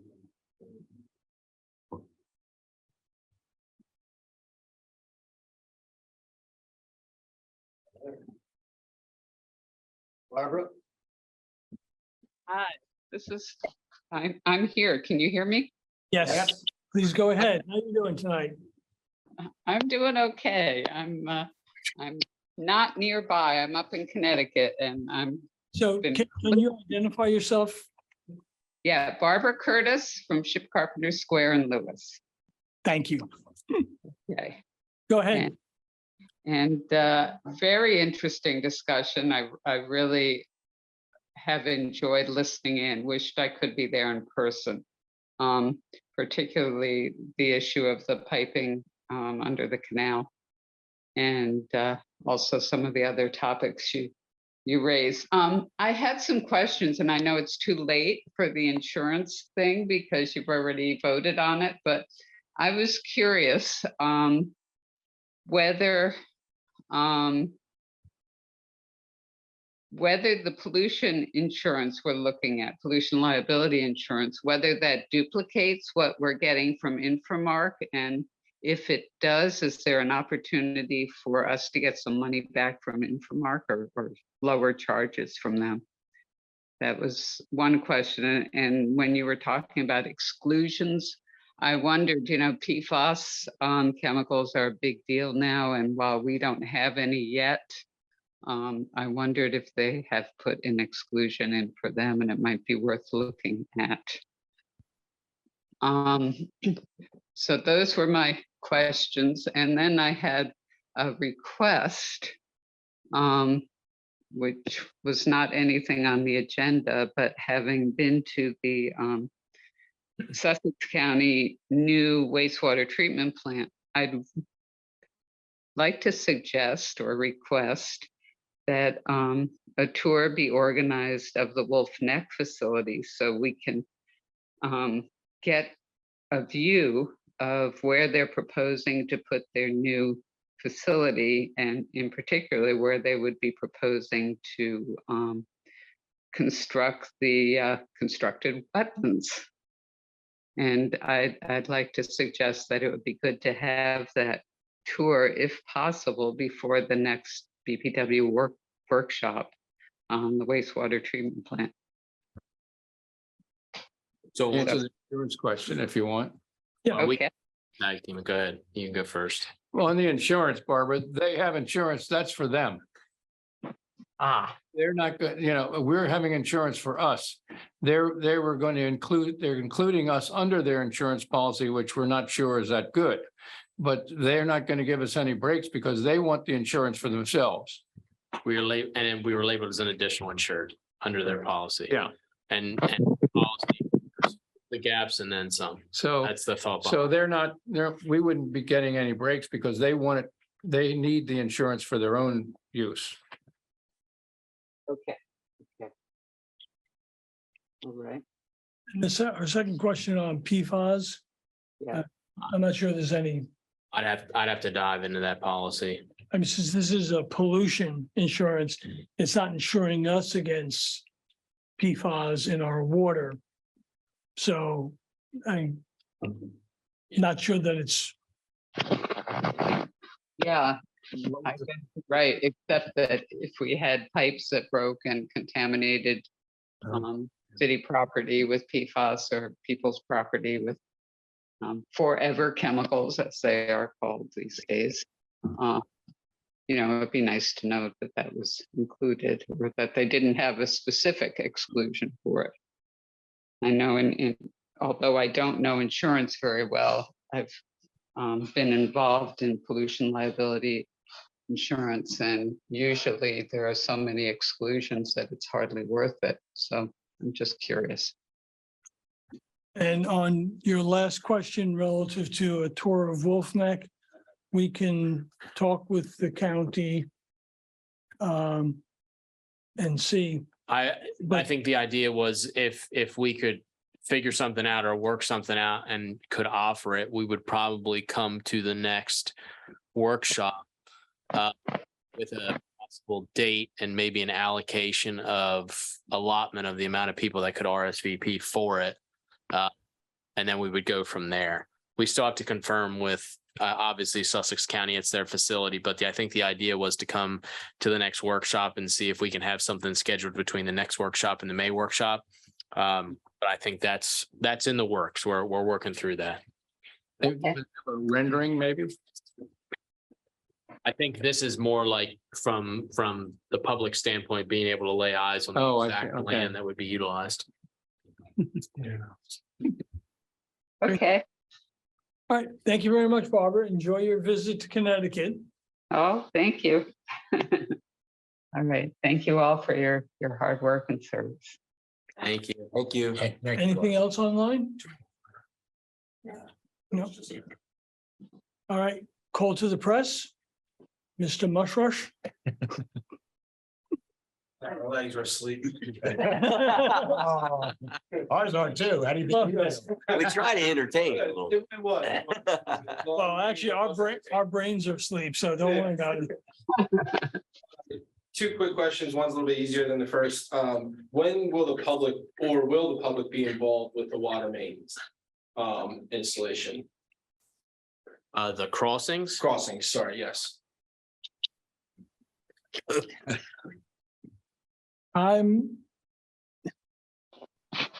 It would be a public meeting, wouldn't it? Well, I mean, yeah, we offer engineering and they're gonna come back.